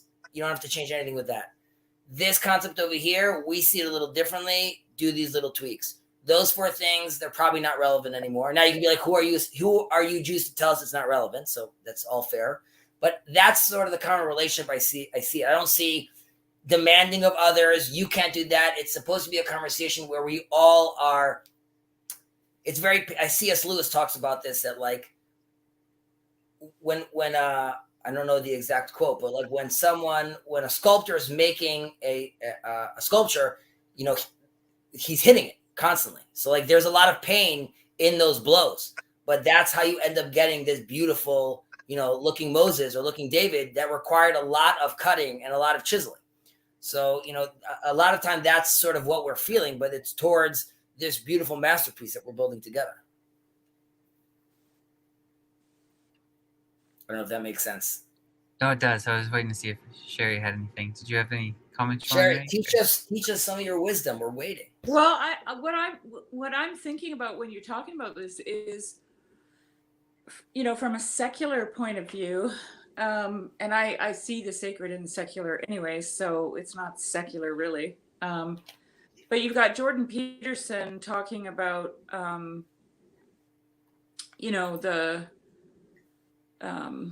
the mythological, psychological aspects of the scriptures. And then you've got someone like Tom Holland at the same time saying, okay, so you're literally, you come out of a Christian nation, right? And so like what I observed was that a lot of people decided to go back to their Christian roots, and some of them that meant Catholicism, Orthodoxy, Lutheranism, whatever tradition their families came from, based on the information that they had acquired through people like Tom Holland and Jordan Peterson, right? So they made this move towards acting as if, like you were talking about your Jewishness and that quote that you read about Islam from the rabbi made me think about this because it seems to be part of the movement. The movement is I don't know if I'm saying this. Tell me if you guys are getting what I'm talking about. So it's like people are moving based on their nation. You know what I'm saying? The West is Christian, and so I'm going to move towards Christianity. And we've had in the West, probably since the early 50s, this embrace of Eastern religions, right, for a long, long time. And I think that has just petered out because what ended up happening was the Christians Christianized the Eastern religions, right? They took the Eastern religion out of the Eastern religion. They did. They turned it into a workout, you know? So, and everyone seems to be at this point where they realize that they don't have that deeper meaning to their lives, and they've been looking for it hither, thither, and yon, and now they're going to go back to their roots. And those roots are national or regional or, you know, well, I think they are national, actually, in a sense, even if you're an immigrant, you know. Well, that's part of the conversation that Paul is having, his like Winsome Wars conversation about like how is America, you know, which version of of Christianity does America sort of want to take on, and does it want to go back to a more like you know, I think back in the '60s, Christianity was really fully embedded into the culture, and you know that changed over the years. But I hear what you're saying, that there's definitely a certain return to to these roots. However, I think it behooves us then during this return to, you know, to really dig deep to see like, okay, if I'm going to go down this line, if I'm going to decide to reconnect to Christianity, what does that actually mean? How is that actually defined? Well, Is it?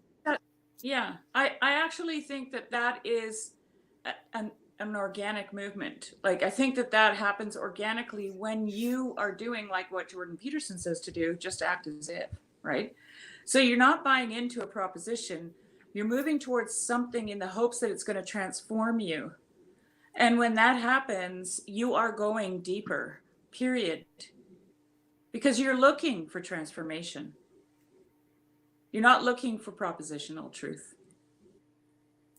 So, if you don't mind, and you don't have to answer this, Jason, just following up with what Sherry beautifully articulated, do you feel, can you describe a transformation that you've gone through in the last, let's say, year and a half or so, like part of like this corner?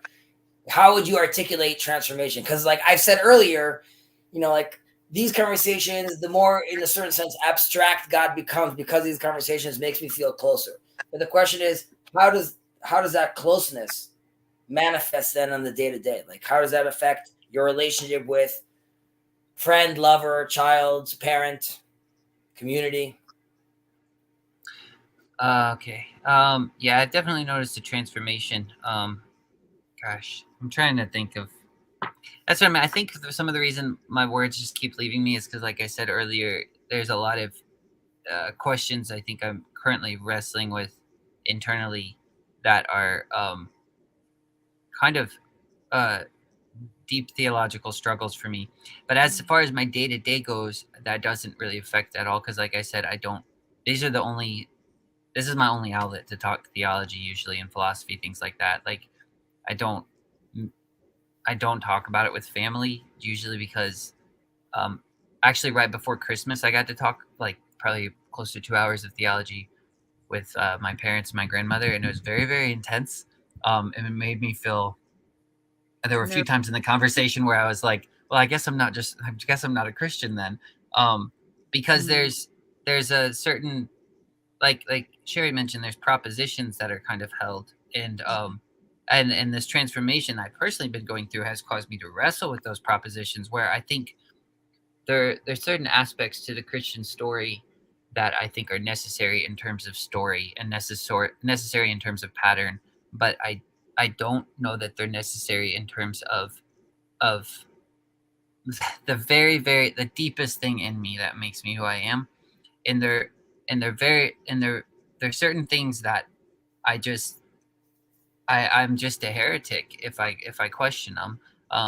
Like, I mean, I can list them off, and one's the virgin birth, um, another one's the miracles, and then another one is the sinless nature of Christ. It's like if I question those, I'm just like a heretic. And but at that point, but there's a part of me where I'm like, well, those almost feel, I wouldn't say they're not real. Like, I would affirm all of those, and I would say they're necessary to have, but there's a way that they almost feel secondary to me. And I keep, and I still haven't got the right words for it to find it yet, but it feels to me like it has something to do with theosis. Because when Jacob mentioned, what was that quote he mentioned?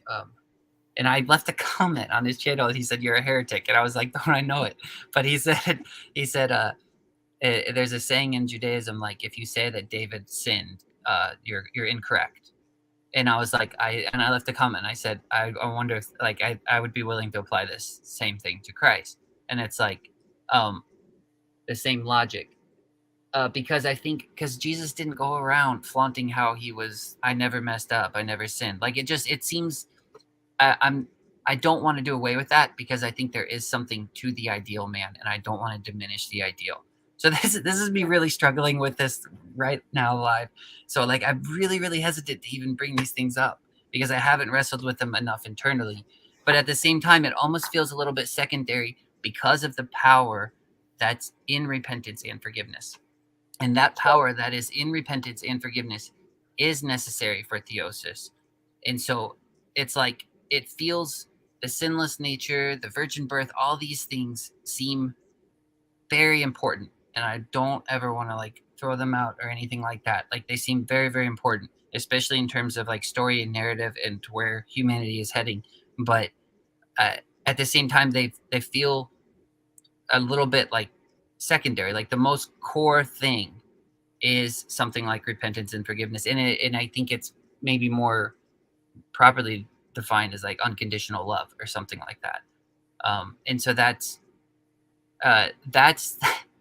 all that to say, I guess that's kind of, especially the past year, that's kind of been, I guess, a transformation. The past, like, 5 years. So basically, I grew up in Christian circles, and I kind of went away to college. In the past 5 years, I guess I've been coming back to it and just kind of trying to read the scriptures and figure out just what the Bible actually says. So the past 5 years have been very transformative, but the past year in particular has been a lot of wrestling with that, and wrestling with uh, the there's a weird mystical way to say it, like this endless thing of mirrors, where, like, I can't actually see God's face unless I see everybody's face.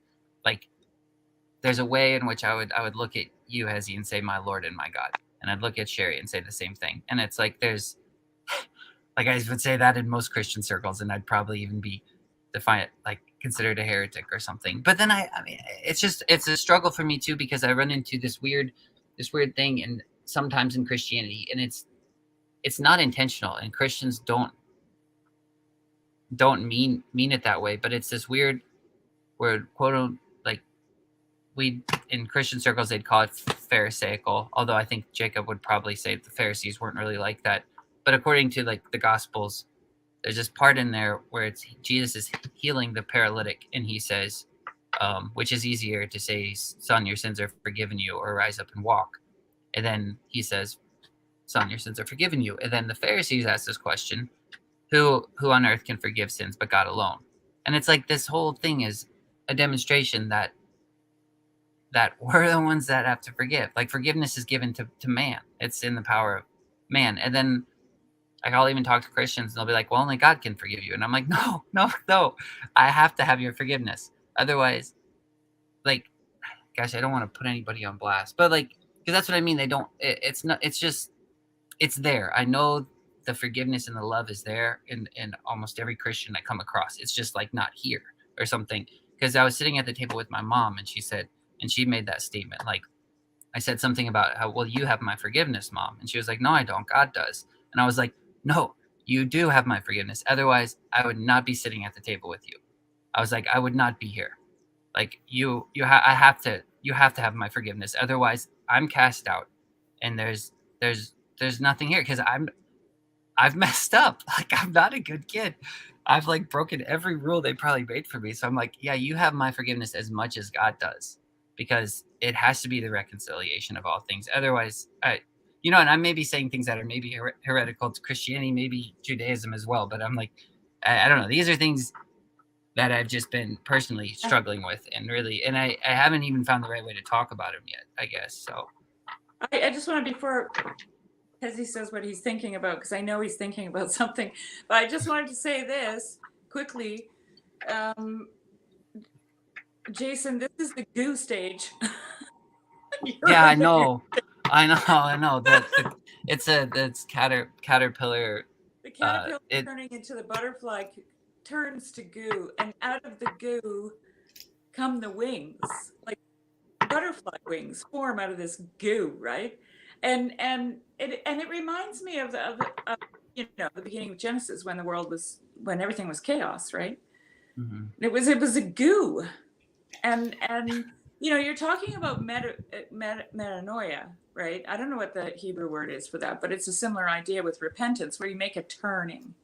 Like, in Job, he says that the awe of God is the beginning of wisdom, right? And understanding is departing from evil, or departing from evil is understanding, one or the other.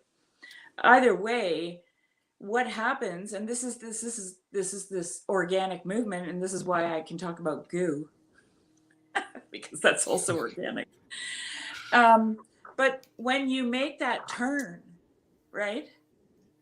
When you make that turn, you immediately depart from evil. And that's why you can forgive. Okay? You can, because why not? That's what the question becomes. The question becomes, why not? Like, you don't have the bitterness and the anger and the selfishness, and that, because of the metanoia, right? The turning. And to me, that turning is a facing God, right? As soon as you face God, then you have turned your face to God, and everything else falls.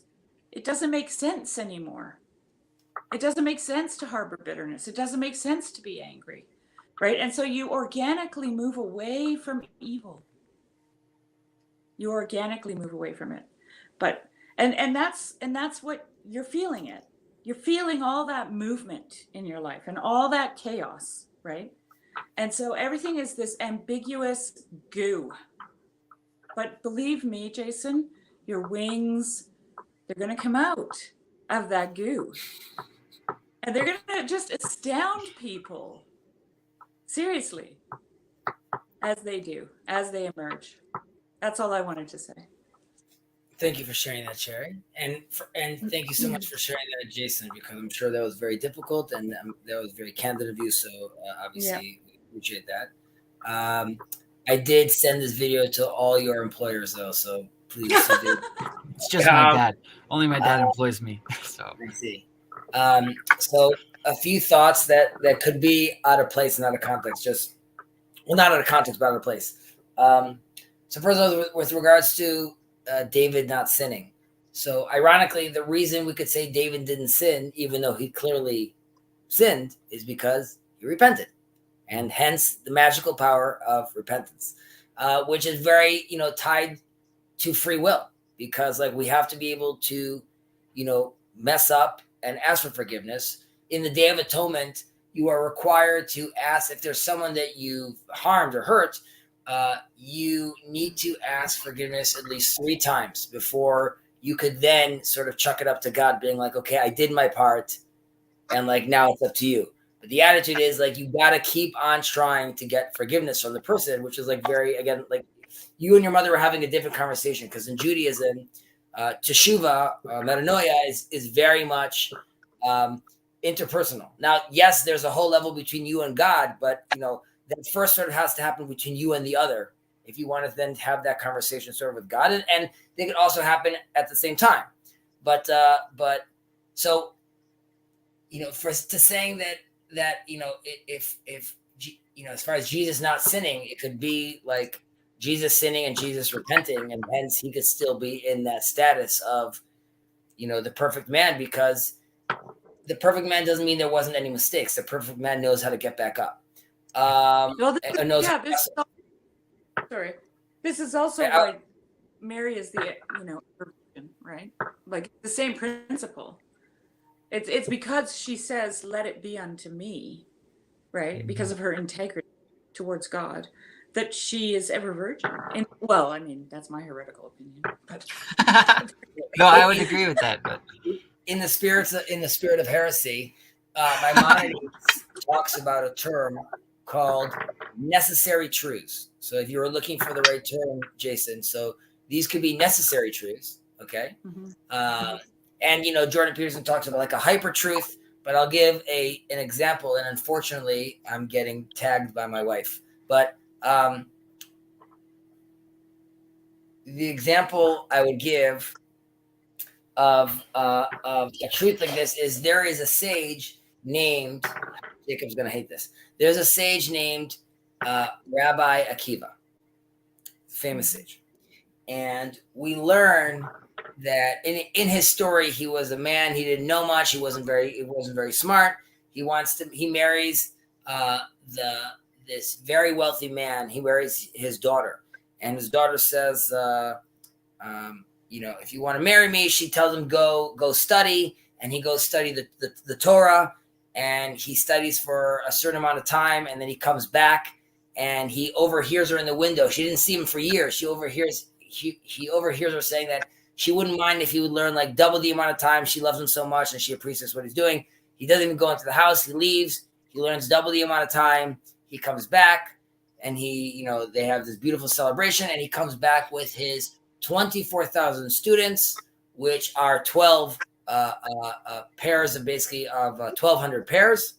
And ultimately, what we're learning is the 24,000 students perish. They die because of infighting. Now, there is a man, and Rabbi Akiva is named in the Talmud sometimes Ukba. There's another person, and Rabbi Akiva marries a woman named Rachel. There's another person you might know named Jacob, who's also called Ukba, and he marries a woman named Rachel, and he has 12 sons, and he works for double the amount of time for Laban, and Laban's very rich. Now, what does this mean that we see this pattern repeating itself? Does that mean that Jacob wasn't real? Does that mean that Rabbi Akiva is a fake? These are necessary truths to embed and move information through. So does Rabbi Akiva exist? Yes. Was his name Rachel? Was it Jessica? I don't know. The idea is Rachel is the pattern that we're putting on top over here. Did he have 12,000 students? Was it 12,000 pairs? Maybe it was 20,000 students. Maybe it was 11,000 pairs. The point is there's a certain copy paste over here, which is very important for these patterns to be recognized. Now, I'm with you that like once you sort of unveil this, you're like, okay, so what does this mean? What does this mean that Solomon's temple is very much like the architecture that he's around? What does this mean that the tabernacle has these colors? So I don't see these things as necessarily reasons to step back and hide. I look at this as like a chance again to embrace and realize how, like we were saying, that God, there's no space that's void of God. These things repeat themselves. But on that note, unfortunately, you guys should definitely continue. You should clock in Craig. And I leave you guys with a blessing of a good day, rest of your day, and health and tranquility. You too. Schmooze, guys. Yeah. Bye, Chezi. Oh, Christian Golden's in here. Hop in here, Christian, if you want. Yeah, so I don't know. Don't know where to go from here. That's kind of, I feel like I'm in the goo phase. Totally. I was watching you and he's goo. He's all goo. yeah, it's really hard for me because like the and Hezi said that right at the end. He said the perfect man, the complete man, is the one of repentance and forgiveness. Mhm. And I agree with that. But then I'm like, well, does that like David, he sinned with Bathsheba, but then he repented and was forgiving. And it's like, if I apply that to Jesus, what do I do to Christianity at that point? Does it open it up? Does it broaden it? Does it say this is this? Because I do think that's what I'm really struggling with. I do think that is the ideal. Well, I'm going to say something a little bit maybe provocative here, but that's the only way I know how to express it, because we've been talking about this in the Boxer recently, and it dawned on me, because there is such a thing as veiling, right? The truth is veiled and multivalent, and so the veils have to be lifted, right, little by little. Mhm. And if you tear the veil off, okay, so what is veiled? The feminine is veiled, okay? The bride is veiled, Mhm. right? And if you tear the veil off in one big, violent move, you basically are having sex before marriage, right? So this, and it dawned on me the other day. I'm like, well, this is why you don't have sex before marriage, right? This is why you don't take the veil off Yeah. until you are committed, right? Until you have made that movement towards that kind of a union, which is what theosis is. Okay, Yeah. you can call it whatever in any other faith, but it's always there, in my opinion, this union between the divine and the human, right? And so, you're saying you're worrying about um saying something that will make a person feel violated. And so the way that I think, Jason, is that if the person feels violated, Mhm. they have been violated, right? Mhm. And I mean, Yeah. Solomon says there is a time for everything, right? There's a Yeah. season for everything.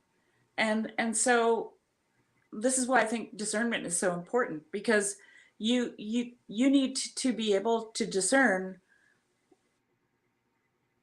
you know when it's time to lift the veil, right? Yeah. And you Yeah. better be sure that you're married to that before Which means which means the death to self for sure. right? When you're gonna enter into Like, that. honestly, never thought about it before, but that is the symbolism of the veil. That's really good. Yeah, that's really good. And I like Yeah. how you mentioned sex before marriage too and all that. Yeah, that's really good. And I think that those things actually really, really hit home. Because um that's why I think I'm scared to even talk about it. That's why I'm having trouble finding the words. Because I don't think they're there yet for a reason. Because I just think it's I haven't quite taken the time to, I guess, properly lift that veil There's internally or whatever before I should be saying these things publicly. Maybe. you know what, it kind of feels like I was prepared to have this conversation with you, because I was just talking to Nate yesterday about a conversation I had with my sister. And in First Nations culture, if you have a dream, a spiritual dream, and you learn something, if you tell it, if you go blab it around, like in that Hmm. fashion, those are the words she used, then you give away the power of the dream, Hmm. right? So there is something very sacred about keeping something secret. And we tend to think, I know I do anyways. I'm the kind of person who feels uncomfortable keeping maybe a belief system or a way of thinking about the world secret from someone else who I know would be offended by it, right? So I feel like I'm lying in a sense. But maybe I'm loving, actually, because I'm not tearing the veil off and violating them, right? Yeah. So Yeah. those are just some things to think about. It doesn't mean it Oh, applies to you or your situation, but No, I think it does. I mean, I think that's why, like I said, I don't blab these things in church. The church I'm in too. It's just like they're. I mean, if someone asked me, like you're saying, I don't think I would lie about what I No, believe, no, but no. they remain hidden because I just, yeah, because like you said, it is just a weird way of violating people, and Mhm. I don't want to do that. And that's what's a weird thing about doing it here or talking about these things here online is because like it's a weird, it's like an insular space that's out in the universe or something. Like Grail Country is a certain space and it's got this certain um it's got a spirit to it now. It's got a certain like and but at the same time it's broadcast to everybody. So it's got a safe space and you can talk about these different ideas, but at the same time it's like anybody can hear it in a way. But then you're in a way you're not violating anybody that doesn't want to actually engage in that. Like you're not like going in. It's not like walking up to somebody and just ripping the veil off, like you said. Yeah. It's not the same thing that's happening. So I think me even saying it on here isn't quite the same No, because it's people not. can just There, shut me off, you know. there is such a thing as the parable of the sower, right? Where he casts Oh, seed everywhere, right? He casts it everywhere. And like I can remember early in my Christian life, I was never comfortable with the idea of evangelism. I felt like it was like ripping the veil off, violating somebody, force feeding somebody. mhm. Um, How do I? Sorry, it looked like Chad just dumped. Do I have to add him? Do I? Is that? I haven't really used Streamyard before. Do you know how to do it? Or it oh, looked Chad jumped in. I wasn't sure. Sorry, I didn't mean to interrupt I you. think you just click on his image and it'll say add. Oh, there it goes. Okay. Hey Okay, there. cool. Hey. Hi, add. I have to keep my camera off because I don't have a mask or anything. Okay. Oh, I love you guys. I love this whole conversation. It was very enlightening. Thanks, Chad. It's good to talk to you again. I think I've only ever spoken to you once before, but Yeah, I really love the commonalities. There's like a spirit of understanding and rumination Yeah. kind of dancing there in the whole conversation. It's Yeah. very, very relatable and enjoyable. And probably I think practical because that's all I ever do. I'm boring. I'm boring to talk to. Oh, So I love it. I don't think you're boring at all. I love Well, it's a listening to spirit everything. that I recognize. Like when I hear you talk, we're talking on this, like the keeping the veil and things like this. There's something that, like, what comes to my mind is a phrase called spiritual anonymity, which just Mhm. means, who am I to tell you uh, what you should, uh, how you Well, need to move? this is why when Jordan Peterson said be careful about alleviating someone's suffering. That's exactly what I thought of at the time, right? So, Right? Yeah. like an actual experience once where a girl said to me, "I want to ask Jesus into my heart. Will you pray with me?" And I said no. Because I knew intuitively, and I wasn't making a judgment on her soul, but I just thought, no, she's joining a club. She is not. She has no concept of what is actually happening. She needs to continue her journey, and if she continues the journey in the with the with the with the false information that she's saved, it's gonna make her life even more difficult. That's how I felt. So I said no. Sure. I said no, and she ended up finding some people, right, who would say the magic words with her, and and yeah, the story wasn't very pretty after that, to be honest with you. But I'm trying to remember why I said that now. Oh, I was talking to Jason before about the parable of the sower, and to Yeah. me, that's what I think that's what we are tasked with, right? Like you have these seeds, whatever the seeds are, and I'm not saying that they're the truth. Like they could be seeds of all kinds of different things, and you throw them out there, and they land, and either they grow or they don't grow.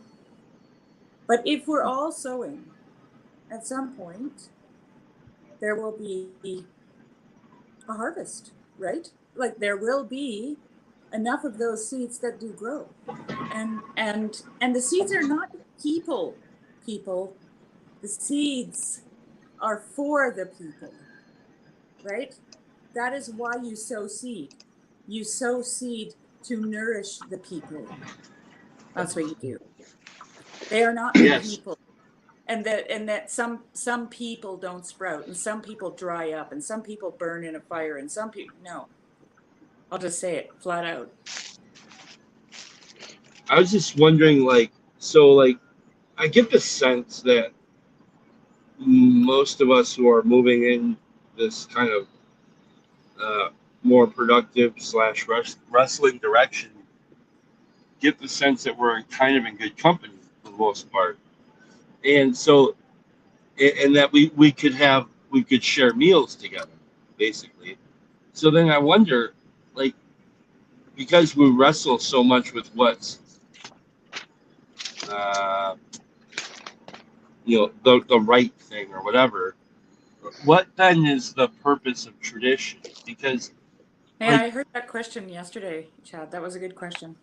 because it's like it's interesting to me because I wouldn't consider myself coming from a so-called Christian tradition, though I would consider myself to be captured by Christ and hopefully working better towards that. Um, but I come from a tradition that is what we would call a spiritual kindergarten, and um, in all sorts of different people, just like in this space where you have all sorts of people of different beliefs work together in a practical manner towards a solution, which is seeking God. And then we kind of leave it there and say, whatever you decide, fine. And then, so I think it's interesting. But then I hear that there's, troubles with pluralism, which I guess I could see that.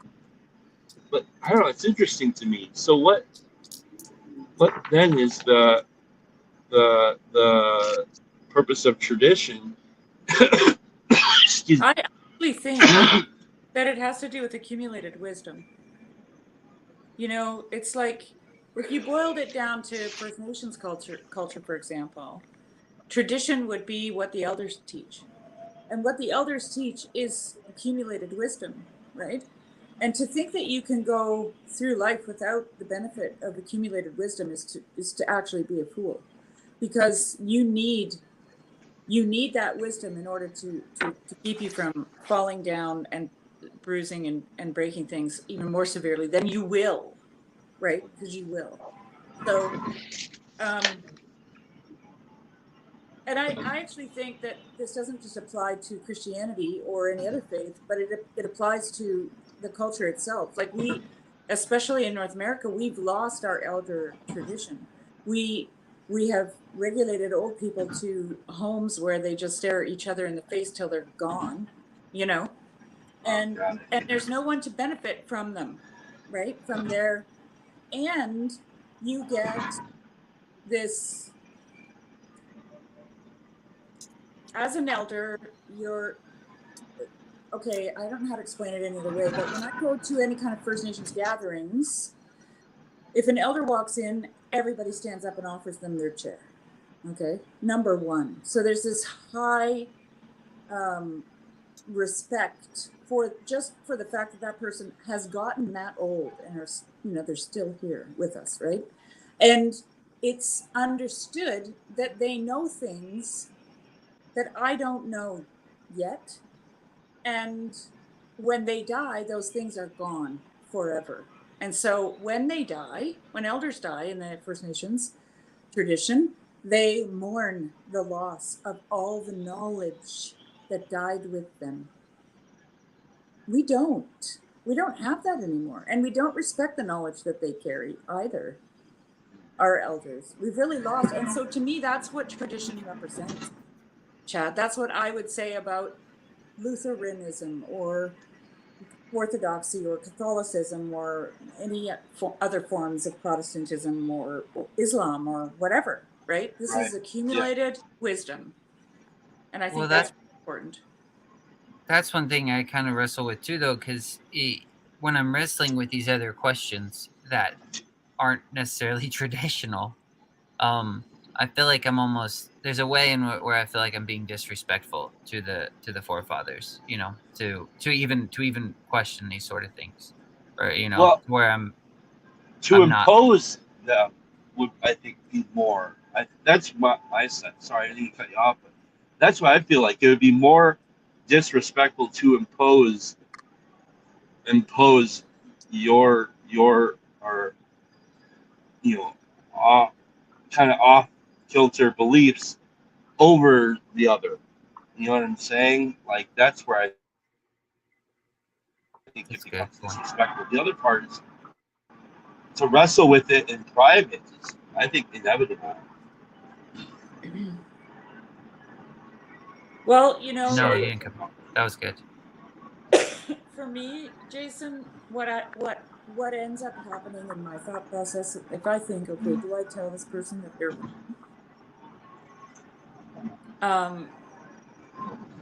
Then I have to ask myself, what's wrong? What does that mean? If I believe that everyone is on a journey and that they need to benefit from every aspect of their journey, then how this gets back to my first statement when I said that when Jordan Peterson said, be careful about alleviating someone's suffering, right? And telling someone that they're wrong can be a form of alleviating suffering for them. And is that your place to alleviate their suffering? Or is it important for them to have that experience, right? And of course, then, you have to discern. And so, I mean, Yeah. what I always think when I think about that is I was there once and look where I am now. I thought those things, but I don't think them anymore. But you can't, and this gets to the parable of the rich young ruler, right? So it's like he says to Jesus, what can I do to be a better person? And Jesus says, you're fine just as you are. He says, no, no, no, no. He argues, no, I want to do more. So then Jesus tells him the end of his life, because as it turns out, he's Barnabas. And at the end of his life, he gives away all his riches to the poor, right? So Jesus projects him into his future and he shows it to him. And what happens to him? He goes away sad because he can't reconcile. And it's so interesting to me that he's called the rich young ruler. Okay, young. He's at the beginning of his life, and he can't reconcile that with the end of his life, with all the changes, all the transformation. He missed the goofing, right? Yeah. He needs. Yeah. He totally needs a goof phase. Yeah, You never want to stand in the way of somebody's powerlessness and unmanageability, unless, of course, they ask. Right. Yeah. Exactly. Well, Jason, I wanted to jump in because I actually shared this a few times here recently on our Voxer group that I feel like I don't know how to articulate like what I'm saying because I too. So I'm 53. I grew up in Midwestern evangelical waters, right? Was a seminarian and was a house church planter and teacher. So I was preparing a sermon every Sunday. I had, by the way, Jason, I had answers, right? And now I've been opened up to all this new thinking, right? And I've been on this journey of seeking. I've gone from Methodism to megachurch to house church to now I'm here, right? And why I think it's important that you keep talking about these things as you can or whatever. I think in safe spaces, like you mentioned, Grow Country or in like a chatting like this, as other people are going through that too. So it's okay to show your math, so to speak, right? Like let people see the process because that's encouraging. And I also, Sherry talks about the goo. What I've realized is like there are things I still have. My very, very best friends, these are men that I've lived life with, and we've gone through the death of my wife, like all this amazing stuff, and they're going to be my friends till the day I die. And I still go to a house church with them. But I find that there are certain things they're saying and doing that I no longer, I want to jump into like say, and it's, I would say, and by the way, this is no knock on Protestantism at all. There are deep and wonderful, but there's some surface level kind of those confessional things we've all kind of agreed to, Yeah. that that also can be pretty harsh about who God is in my new kind of understanding. And so I have found that I just don't say anything because I don't know what to say. And I think my response is to not say anything right now because this stuff is forming. And I think everything in its time and in its place, because here's what, for example, in that group of men, here's what I don't want to do. You know what those men are doing? They're getting up at 4:30 and 5 o'clock every morning to pray, to read the word. They are wonderful husbands and dads. They all have some sort of amazing service in the community where they're sacrificing themselves for others. They're mentoring young men. Like how they live it is magnificent. Yeah. So how we talk about it and how I want to challenge, but the things I would want to talk about are so foreign because they were so foreign to me, like to even start contemplating things like apokatastasis, for example. It like that's just something that's not even on the table is something they can talk about. And so I think as you go through this, and I haven't been able to talk about this with my parents either. Now they're getting up a little bit, and be honest, they're not as fast as they once were. They would have no place to even comprehend the things I would want to talk about right now. So I haven't even like put it out there for them. So, I would just say that when I see you, I relate. I'm there too. But one of the lucky things that I've been able to fall back on, and that's why I'm glad Chad came here. And this is why I would always tell to Chad, because I've spent a lot of time marrying 12-step recovery with biblical studies and Christian ideas and everything else, is I've lived in an environment where a God of your own understanding works. Yeah. You don't have to say the name Jesus. You don't. And that person can follow God and is in communing with God and is meditating with God and is living it out. And I would never once have to go to a person in AA who's 30 years sober, who is living a Christ-like life, but does not use the name Jesus. I've never felt the need to go have to tell that person that they have to confess this stuff or say this thing. Like I've lived it. And so I have this capability where I can have this high degree of openness towards God and broad roominess. And so that has given me the framework as I'm stepping into this new, much more broader and open thinking, which just marries right into to a 12-step environment. And so I've seen it work. And so that's part of the thing. I'm like, hey, I can approach my Christianity the same way I approach my 12-step life, right? And take that out into the world.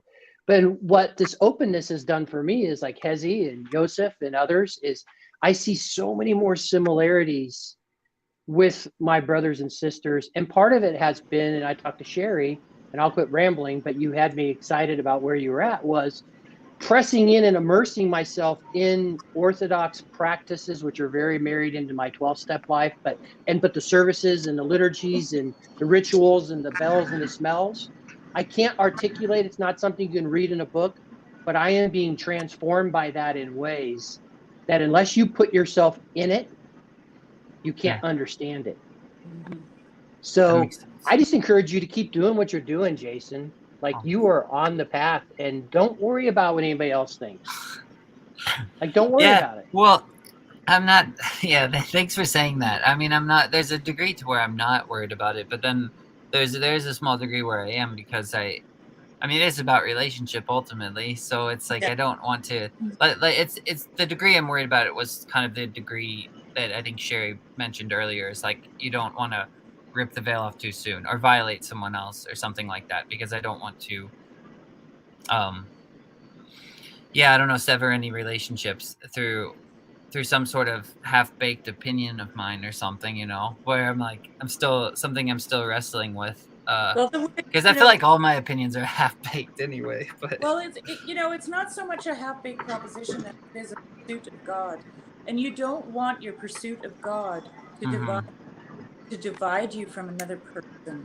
Okay. Yeah. That is not what you want to happen. Yeah. And so Yeah. this is the question I always pose. How do you love properly? That is the hardest thing to do. Okay? Because we want to, there was a verse at the end of Job, I think it was chapter 38, where God says, "Will you condemn me just so that you can be right?" You know? And this is what we want to do in our relationships with other people. We want to condemn them, right? Tell them they're wrong, Yeah. just so that we can be right. And then what? And then where are you? Right?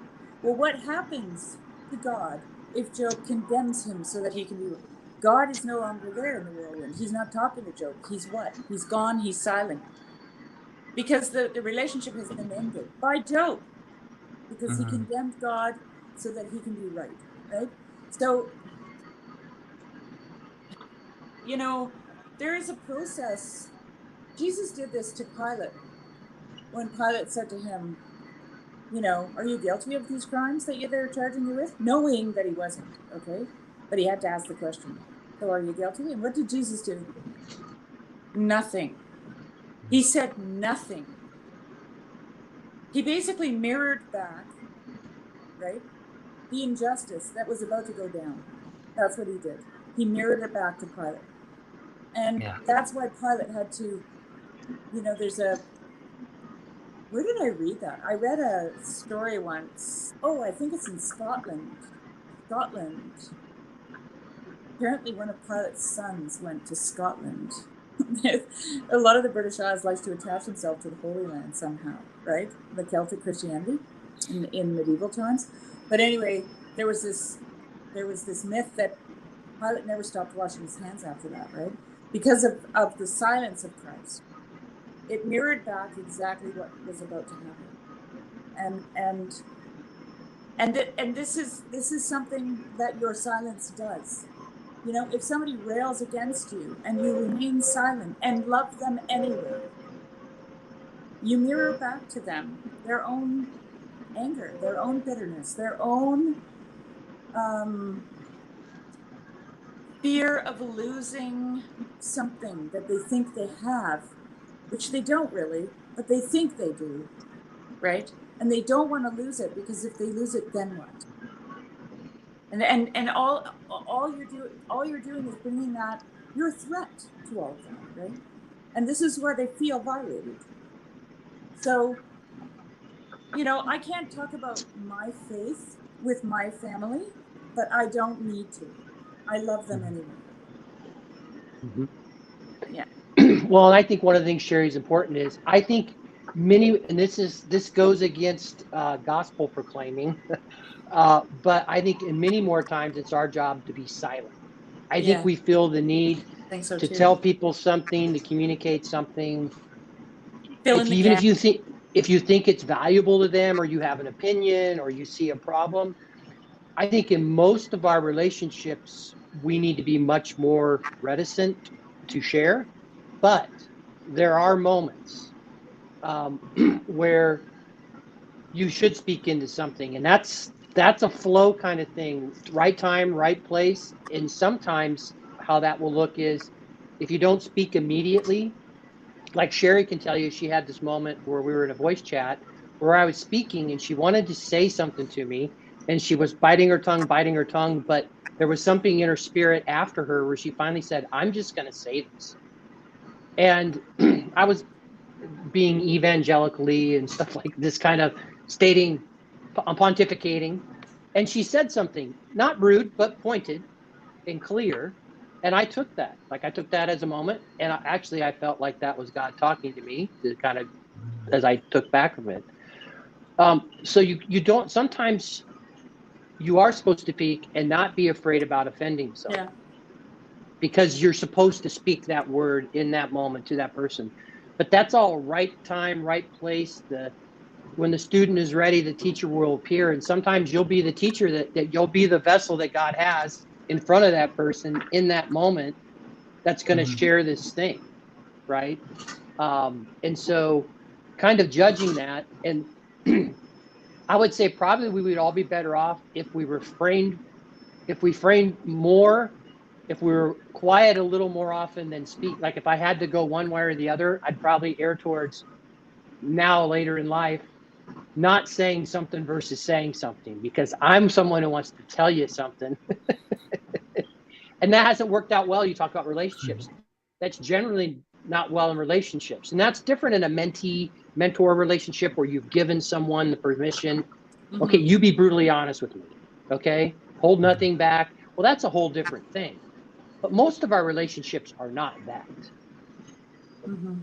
I have a whole lot to learn. Good golly. What was that? Am I roboting? I didn't No, I didn't understand what you said. You mumbled, I I think. said, Oops. He's Now just you're roboting now we're now. losing you. It's really nice to meet you, Lance. By the way, I don't think I've seen you on a video before, but I don't think I've ever. Oh, I feel like I know you because I've watched so many of your videos.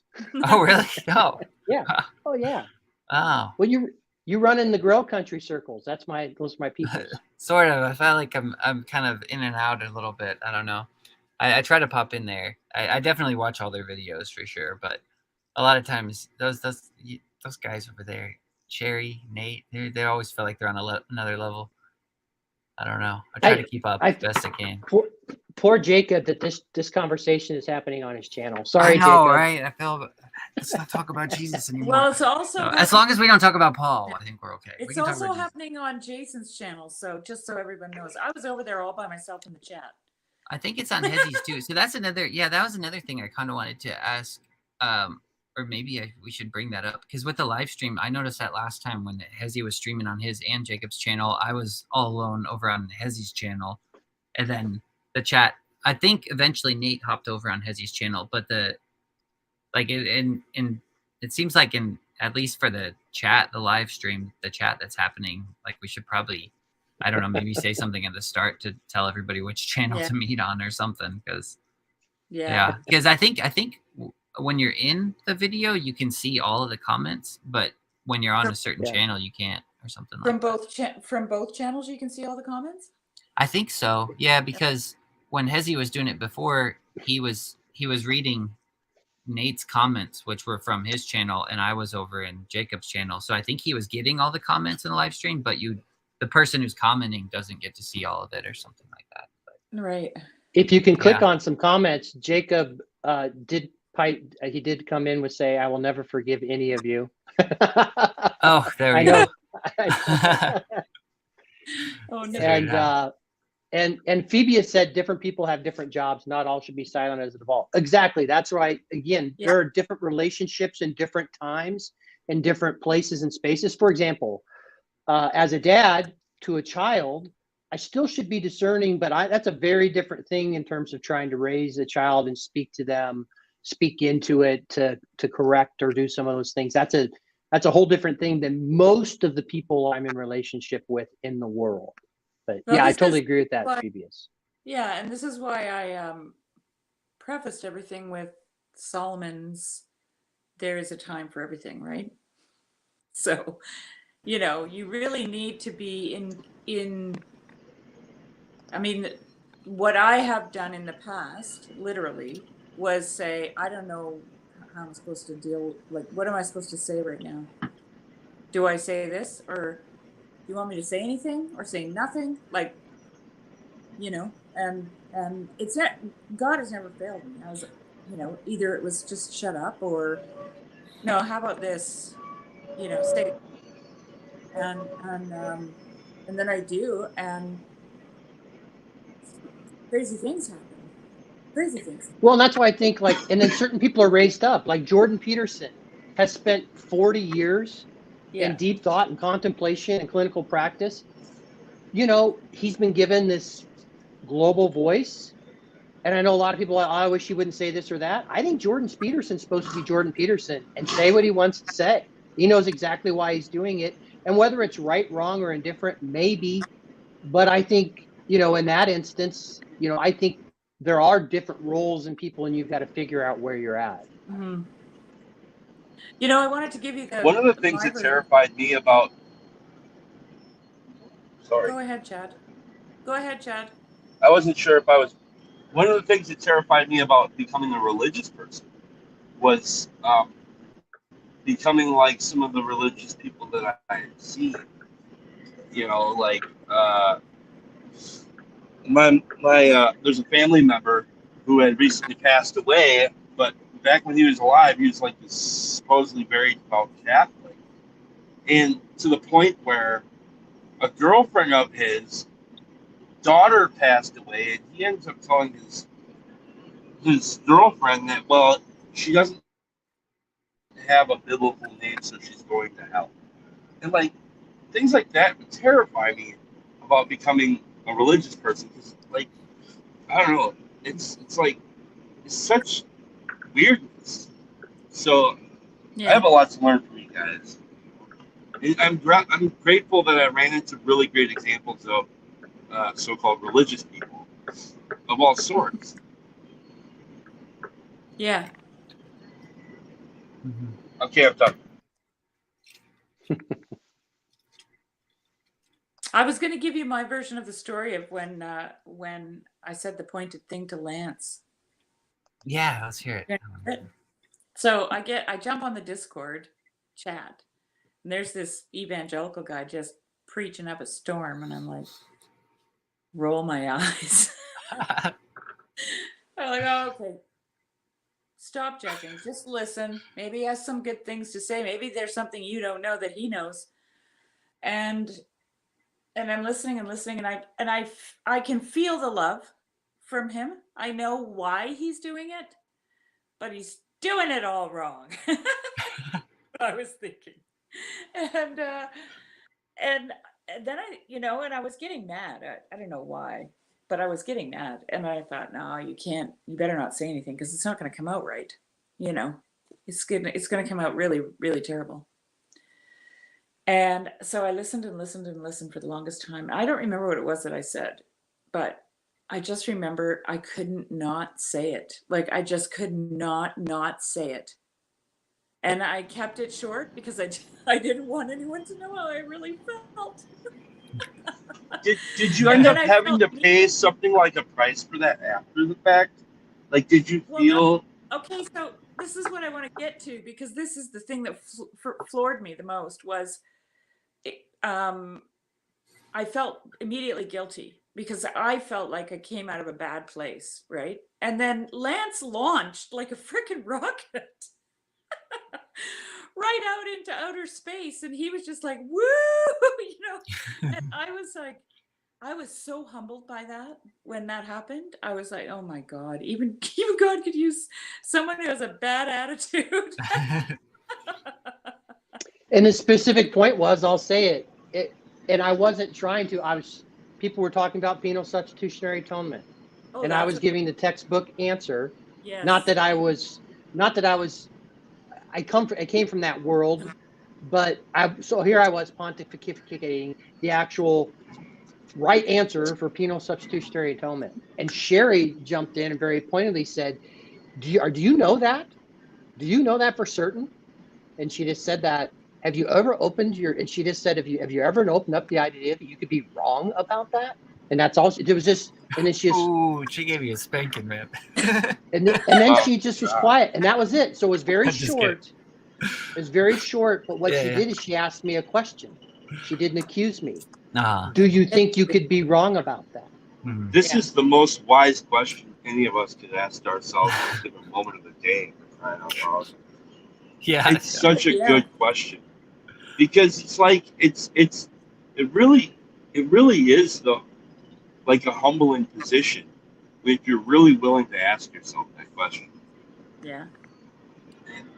It's a terrifying question too. That is the question I've been asking. I ask myself that all the time, actually. When I dig into something, I'm like, oh, that's it's got to be like, blah blah blah. And I go, well, could you be wrong about that?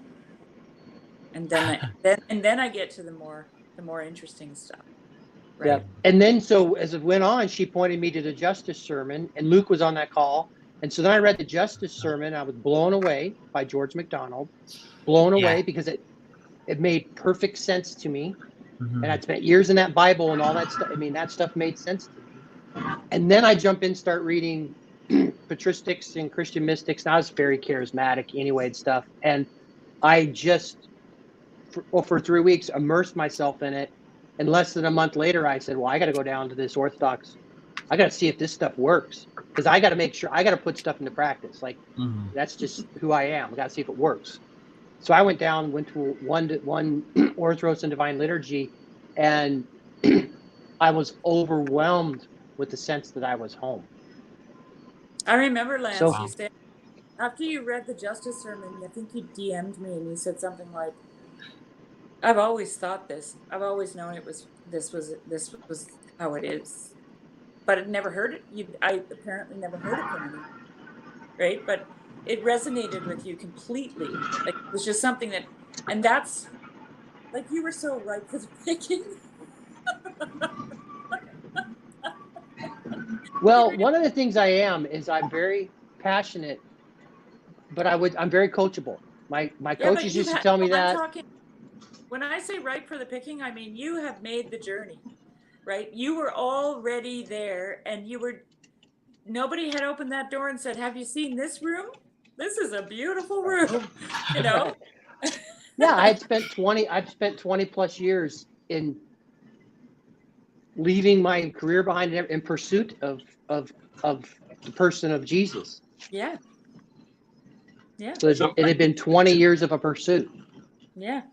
I really think this spiritual principle, I bet you it'd work if you were really like on anything, right? Like if I was really willing to humble myself to this, seeing where I might be wrong or about something, it'd be transformational every time.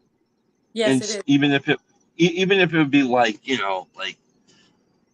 about sardines, you know what I'm saying? Like it's such a, because it's like that's, I don't know, I know it seems weird, but every transformation I've ever had has been a result of really submitting to the discipline of that question. Yeah. Yeah.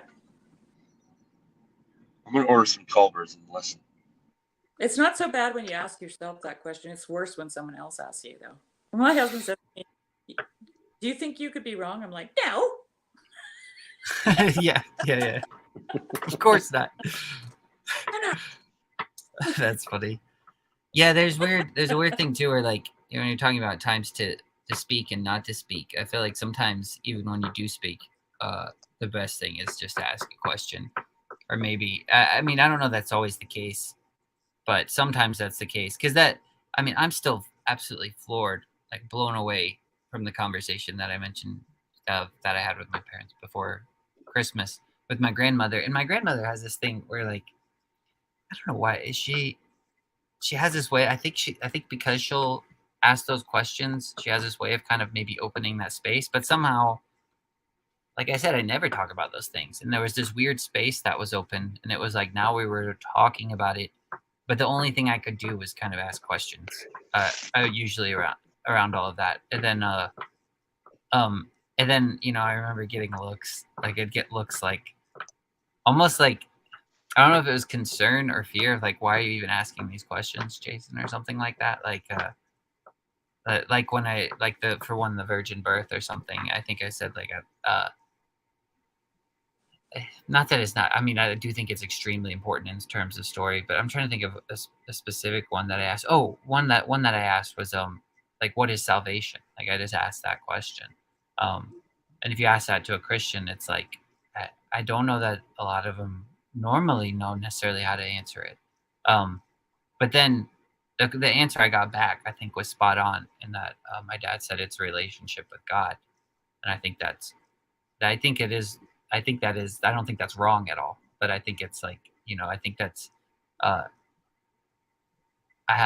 there's more I could add to that where like, it's kind of getting into everything I'm talking about. Like the relationship with God is ultimately the relationship with every single part of his creation as well, because that all comes from God, which I don't think is in a lot of Christians' minds when they think of that, but it's better than living forever or something like that, because if you set the answer, if you ask someone what salvation is and they say live, Okay, go ahead. Here's a question for you, Jason, regarding the what is salvation.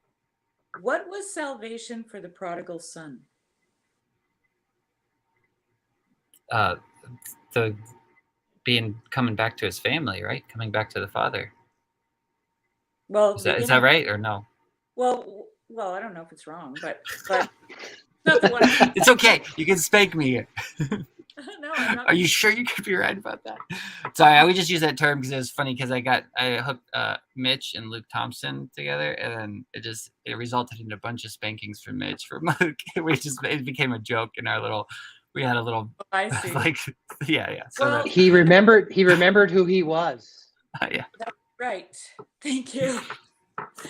He remembered who he was. That's good. He remembered who he was. This is what we don't. This is our salvation. That's what it is. That's exactly right. And to be very ecumenical, like when you were talking to Chezi earlier, and this whole idea of repentance, like he's just mapping that onto in Judaism, which is just repentance and forgiveness. We're kind of at the heart for you and for me. In my daily Orthodox way of life, there's this focus on mercy. Gosh, we say mercy a whole heck of a lot. Confession is actually reconciliation. And so but also how I would map that onto my 12-step life would be the whole purpose of the practice is to reconcile yourself with God and others, which that's, when you said relationship with God, for me, it's like reconciliation with God, right? It's being reconciled to God and to other. And then those two things have to come hand in hand. It's reconciliation with God and others. And it's, seeing God in all others. And this whole Noahide, like I wasn't really familiar with that. I'd heard it, but hearing, like when Joseph was talking to Father DeYoung, which is, there's this weird thing that like God is God of everyone, Jacob was making that point, in Judaism, it's like, no, God, this is a God for everyone. There is no in, no out. Yes, there is this special designation for Israel, but that doesn't mean that he didn't come for all of creation, and they see that connection very deeply. I hear Jacob talking about that. I hear Chezi talking about that. And then as I'm reading saints and other folks, they're saying the same thing on the Christian side. So there's this thing they say in 12-step programs is don't look for the differences, look for the similarities, right? Joseph. And so when you're listening to someone's stories, yeah. And so I'm just spotting all these similarities now. And because I have an apostatic view, what Sherry opened me up to was, and this is why I was primed for the justice sermon, and part of me was my 12-step life was because I had seen a universal God work in people's lives and perform miracle after miracle, year after year. I would say because of AA, you'd also seen how mercy is justice. Absolutely. And so, but what this has been able to do is where I used to feel like I had to convert someone so they'd be saved from this eternal fire pit of damnation from this God that was going to punish them. Now that I don't have to worry about that, it all just becomes God of your own understanding. Jewish, Christian, Muslim. I don't have to worry about that at all ever again. I'm confident in that, Sherry. And really, how could it be anything other than a God of your own understanding? Honestly, I think about this. I think it's like it's impossible for it to be anything other than that. No, every single person sitting in a pew has a God of their own understanding. Maybe even two, depending upon the day. Even two. Or three. No. Yeah. No, absolutely. And that's yeah, we don't have to get into that aspect of it, but I know that would put a number of people off and worry them about this open door. And you would say it. And so what I see are God seekers. If you're a God seeker, wherever that takes you, just seeking God, if you're a God seeker, then we have a lot to talk about. And I don't care what your tradition or denomination is. I have a union with you as someone who's honestly seeking God to the best of their abilities. Hey, Jacob. Who let all these heretics on my channel? Oh yeah. You want to hear heresy? Here's something very heretical. I'm dipping cheese curds in cheese sauce. Oh my gosh. Jacob, you look like some kind of like Dominican monk or Yeah, something. everybody says that. So when I'm cold, being bald is difficult Right. Yeah. in the winter. Yeah. But I actually I had to jump on because Chad said something. I was like, yes. How could it be anything other than the God of your understanding? And like, two, I have a different one every day. Yeah. And this is Right. something you said. This is something you said, Jacob, in the Hebrew Bible study that I participated in with Jason a while ago, a long while ago, actually. That I loved so much, and is also why I said to the girl who said, "Will you pray with me?" Because she wanted to ask Jesus into her heart, right? And I said no, because you said in that Bible study that for you to convert someone, because Judaism is not conversionist, right? For you to convert someone is to commit the act of idolatry, because you're dragging them to the God of your own understanding. Yep. And that is very true. That is a true statement. And that's I remember precisely- watching that too. That's why it's also like adultery. Exactly. Yes. And that's why I refused to pray with that girl. Not that I didn't want to see her come to and, know God and enjoy a relationship to God, but not like that. She was moving towards a God of my understanding, or the understanding of a group of people, or whatever, You could have just given her some LSD. Yeah. Well, the other thing I was going to say is, and that's why I write G-D. People wonder why I write G-D, right? Mm-hmm. And it's like, because I am trying to refer to God, and it reminds me that I don't know how to spell that. Oh, that's interesting, Jacob, because that is why the Tetragrammaton is not spoken. That is precisely why. Yeah, because it's ineffable. I keep on saying, like, Cal and I, when Cal came on my channel, it's so funny. Cal and I have like the opposite sleep disorder. So like, I cannot function the hours when he's fully functional, and he can't function. Like we're like night and day, Literally. But we found some time and spoke for a little bit in that twilight, and this is what we were talking about, like the ineffable name of God. The Tetragrammaton is self-referential to your inability to refer to God. Like Right. it's referring to that itself. Right. I like to think of it like God. People like to approach God in this way where it's like 1 + 1 = 2, and I think it's more like dog plus bicycle equals airplane. It's very strange. Well, Sandy, I've seen a lot of Christians have started doing the G-D thing. And I don't see anything wrong with it. I've also seen a lot of Christians start referring to Hashem, which just means the name. The name. Yeah. There's also an aspect to the unutterability of the name, which is incarnational to me too, Jacob, because it's contained within you, right? So it's like God in us, Emmanuel, right? God with us. It's inside of us, and so it's become a part of our very being, which I think is interesting. Well, So what's that's the line there, background. Jacob? Oh yes, That- that's of course. That's yes. the background of my thing, right? That's It's right. the Tetragrammaton imposed on a human being. So so I have these I think someone else here said that Sandy said that she was thought about doing the same way, and I have those same inclinations. But you had a video once, I can't remember, maybe it was with Father DeYoung, where what's the difference between being respectful of that, as because I'm a Christian, and not trying to LARP as a Jew? You made that comment once. Yeah. It's a good question, and frankly, I think that's to some degree. There's a lot of things you have to decide for yourself.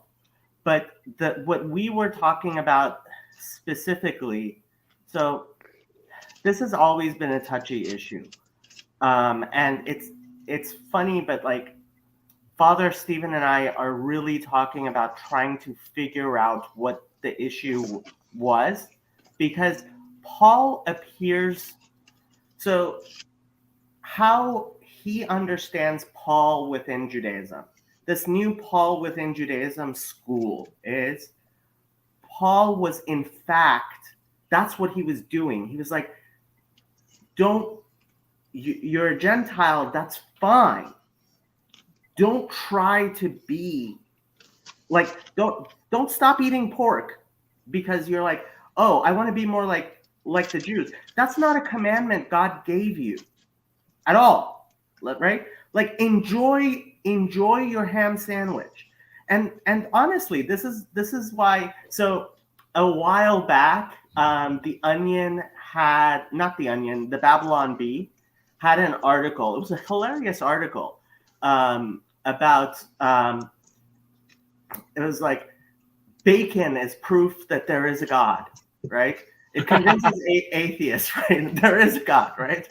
And I commented with my, it was on Facebook, and my name on Facebook is in Hebrew, and I commented something like, looks Jewishly at Christians claiming existence of bacon proves God, and it got like 500 likes or something, right?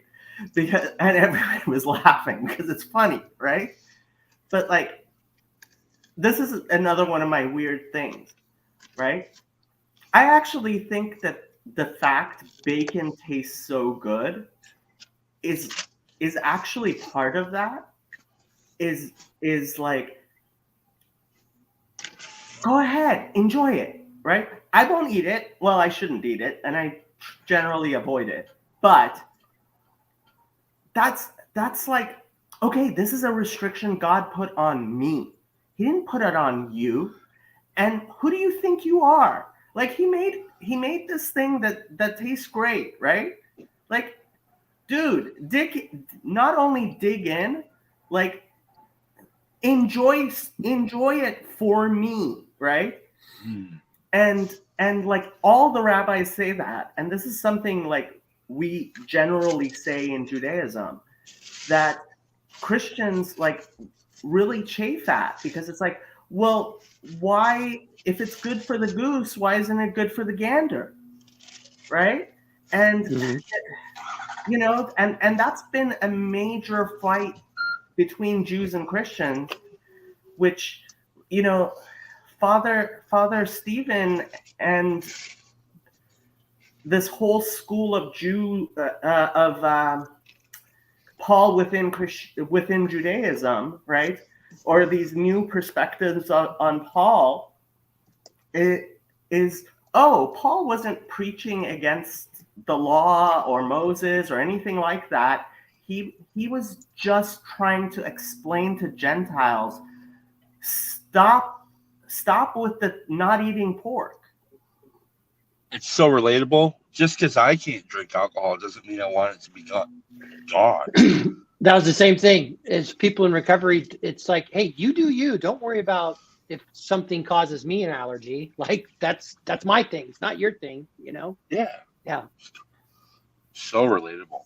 Maybe that's why we have traditions, like, or like different schools of faith or whatever. Because it's like, I don't know, I was just thinking about that, because it's like, I don't want just anybody coming into an AA meeting saying they're alcoholic when they're not. You know what I mean? And like, okay, so there's something there. It's a relatability. There's there's back to the relational. Interesting. Lost my train of thought, but that's because I'm eating a hamburger. I hope it's tasty and it has cheese on it. Yeah, I hope you're It's a dipping it in mushroom cheese Swiss sauce. burger. It's a mushroom Swiss burger, bro. No bacon? No. I like bacon, but it's really not my jam. I'm more of a sausage patty kind of guy.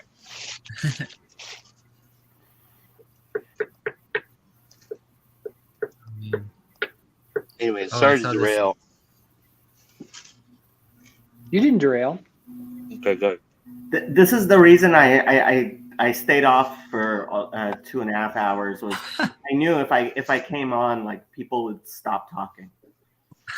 Well, I didn't stop talking because you came on, Jacob. I have to make lunch. Well, I don't know. I felt bad because I was trying to talk to Chezi, and I just like, oh wait. So this person left this comment, and that's kind of how I've been feeling lately. So I'm like, I don't even know how to talk about a lot of things right now.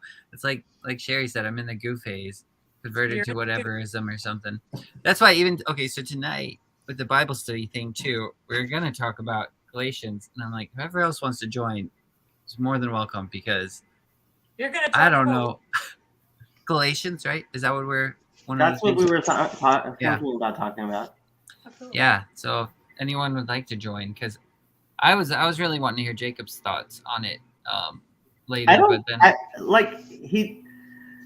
I'm trying really hard to see what Father Stephen is saying, and like, I don't know what to do with the fact that he said, "Oh, it's the translation," because it's like, well, I certainly don't I certainly don't trust the translators any further than I can throw them. But he's telling me that it's just the translation, but then, and that's why I keep on going back to him. It's like, if you've really got the authentic Christianity, which looks just like Judaism, then why don't how about you convince the Christians instead of the Jews?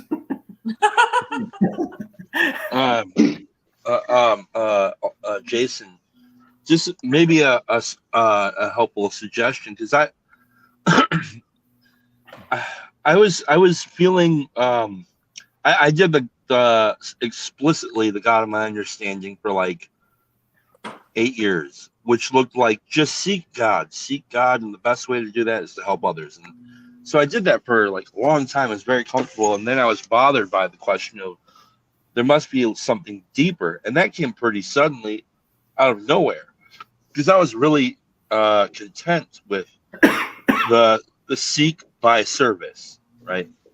And I don't know if that's making sense to you, but I was just into action all the time, like go help this other alcoholic, and go do this and go do that. And so I was like, I felt a connectedness with God when I was doing that. And then I was bothered by this deeper question, and then I found something that I didn't know, like I wasn't looking for this, but I was given this new set of eyes, and I have found it more difficult than ever, right? But a big part of it is I've actually stepped away, a little more away from the serving others. And so I feel like at the end of the day, when I really want to feel connected, it's something my sponsor says. It says, if you really want to know God, go help his kids. And who are his kids? Everybody you meet, wherever you can be of use. Like, and that's how you're going to, it boils down to this other thing that these crazy ass old timer AAs always say: if you want to know how my relationship with God is, look at how I'm treating the people around me. It's like, that has nothing to do with the name of God. You know what I mean? So I understand the feeling torn apart, because especially when we jump into the brave space, it's a place to kind of be torn apart a little bit. Especially, I mean, it is for me, because I'm just kind of a nutcase. So I'm easily pulled apart. That's why I need to stay grounded in the pragmatics of service to others. Because at the end of the day, I think that's kind of the root system for everything. So Well, I think there were a few questions in here, and they all kind of around the same thing. But I think what you're talking about there is like someone said, did Jesus preach a whateverism, or how can you, without saying the name and some of those other things, is like, well, I think Jesus said, well, did you feed the hungry? Did you give water to those who are thirsty? And did you give clothing to those who needed to be clothed? And that's how he did his separation point. And for me, is like how you can exist. Let's just say like someone in a 12-step recovery program, how can they exist is, let's say you're a Christian. I would say, well, if you believe that there's God the Father and then Christ existed, and someone's seeking God and is communing and praying, and they commune and they connect with God, who do you think they're communing and connecting with? Well, if you're a Christian, then you know exactly who that is. And I think, there are Jewish brothers and sisters in AA or whatever that would be, is that you can have your internal thoughts and feelings and the God of your own understanding. And I had all that fully within a 12-step recovery program, but I didn't have to go tell people that they had to believe this, that, or the other thing, because they were being God seekers, and it was showing up in their life. And I figure if you have enough confidence in the God of your understanding, and if you define it as Christ, or if you're Jew or Muslim or whatever that might be, then have that confidence that he has it. He's going to disclose it. Because at the end of the chapter, We Agnostics, I love this line. When we drew near to him, he disclosed himself to us. And someone mentioned, didn't Sherry convert me? Well, she asked me a question and pointed me to read something. I then went, feeling moved by that, to go read something, and then read more. She didn't give me any definition of what I should be doing. She's exposed me to something, and then I was off to the races. I never told him anything because I'm not conversionist. But Jacob, what's the psalm that says, "I look to the hills from whence cometh my help"? Song of Ascents. Shir Lamalot Asa Einai. El Haharim Ma'ain Yavo Ezri. Ezri Me'im Hasham Ose Shamayim Va'aretz. I will find it. sing it, sister. Because My voice is just so bad. the reason I ask is because to me that is God. I look to the hills from whence cometh my help. You're looking up, right? You're looking beyond, up and beyond, and if anyone is doing that, who am I to tell them that they're doing the wrong thing? That's God says, "I look to the hills from whence cometh my help," right? And if any man calls on me, right? I don't know what psalm that is, but there's another one there. 121. Yes, thank you. On the name of the Lord, right? I remember, okay, so the first time I realized that what I thought was true was wrong was when I heard a Muslim man, and he was in India, and he translated the Quran in a way that the people from his region could read the Arabic without making mistakes, because apparently you have to read the Quran in Arabic no matter what country you live in, and you have to read it properly. And there is a language anomaly in India, in this part of India that he was from, which inhibited the proper pronunciation of a certain consonant in Arabic.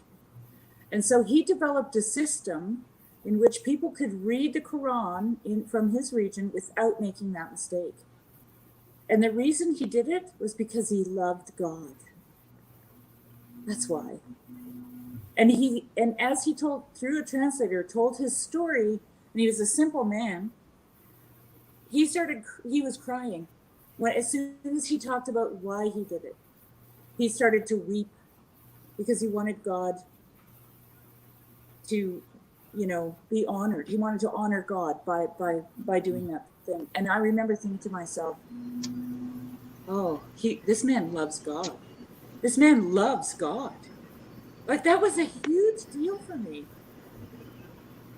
to realize that. Mm-hmm. straight from the Book of Hodor, which is the book I actually read. The book of Yeah. what? And Hodor. Hodor. Hodor. It's funny. You know, and one they'll talk about the 12-step programs as being a program of attraction rather than promotion. So really what that is, you go in and you be a light in that room. You live it, you're transformed by sharing your stories and who you are and how you interact with people. What happens is people will then come up to you and they'll want to know more about, hey, how do you do that? Like, you said this thing, like what do you, and then all I can do is show them what I do, and that's totally fine, and it's within, there's program stuff, but if they're seeking spiritual stuff, I have to say, well, I'm a Christian and this is what I do. And like, well, I want that. How do I do that? And you're like, well, okay. And you do that. And I've realized it's attraction rather than promotion. And so you just try to be the light and you try to be that change and be that person, and people come to you. Well, then, You don't have to. Yeah. This is the whole "how do you love properly" question that I ask myself. How do I love properly? Right. And I think you love properly when you face God, when you're oriented to God. Then you do organically. And I'll You have no and I'll choice. say something. Jacob will love this, and this is heretical to some Christian people when they hear that their friends or family members are doing this. But one of the best sponsors in my 12-step group is a very wise Jewish man, about 80 years old, and he has about 25 sponsees. And I'd say 80% of them are Christians. But that makes total sense in our world. Yeah. Well, I know it's joking when I say the Book of Hodor, but I'm serious. Hodor was a simple man. He had one task. It was to be of service. He had single-mindedness of being of service. He put others before himself. He reminds me very much of Dog-Headed Saint in that way. And his one job is to hold the door, not so he can get through, but so that he may serve others. And that's, yeah, it's funny, but I'm dead serious on that. No, that's good. I was like, is he the whole time I was thinking, is he talking about Game of Thrones here? I wasn't sure if you were making a reference to that at first, but yeah, that's really good. Oh. If you ever get the chance to read the book, I Hold the Door, or not the book, it's a poem by a guy named Sam Shoemaker. It's called I Hold the Door. And if there ever was a creed that I live by, it is that.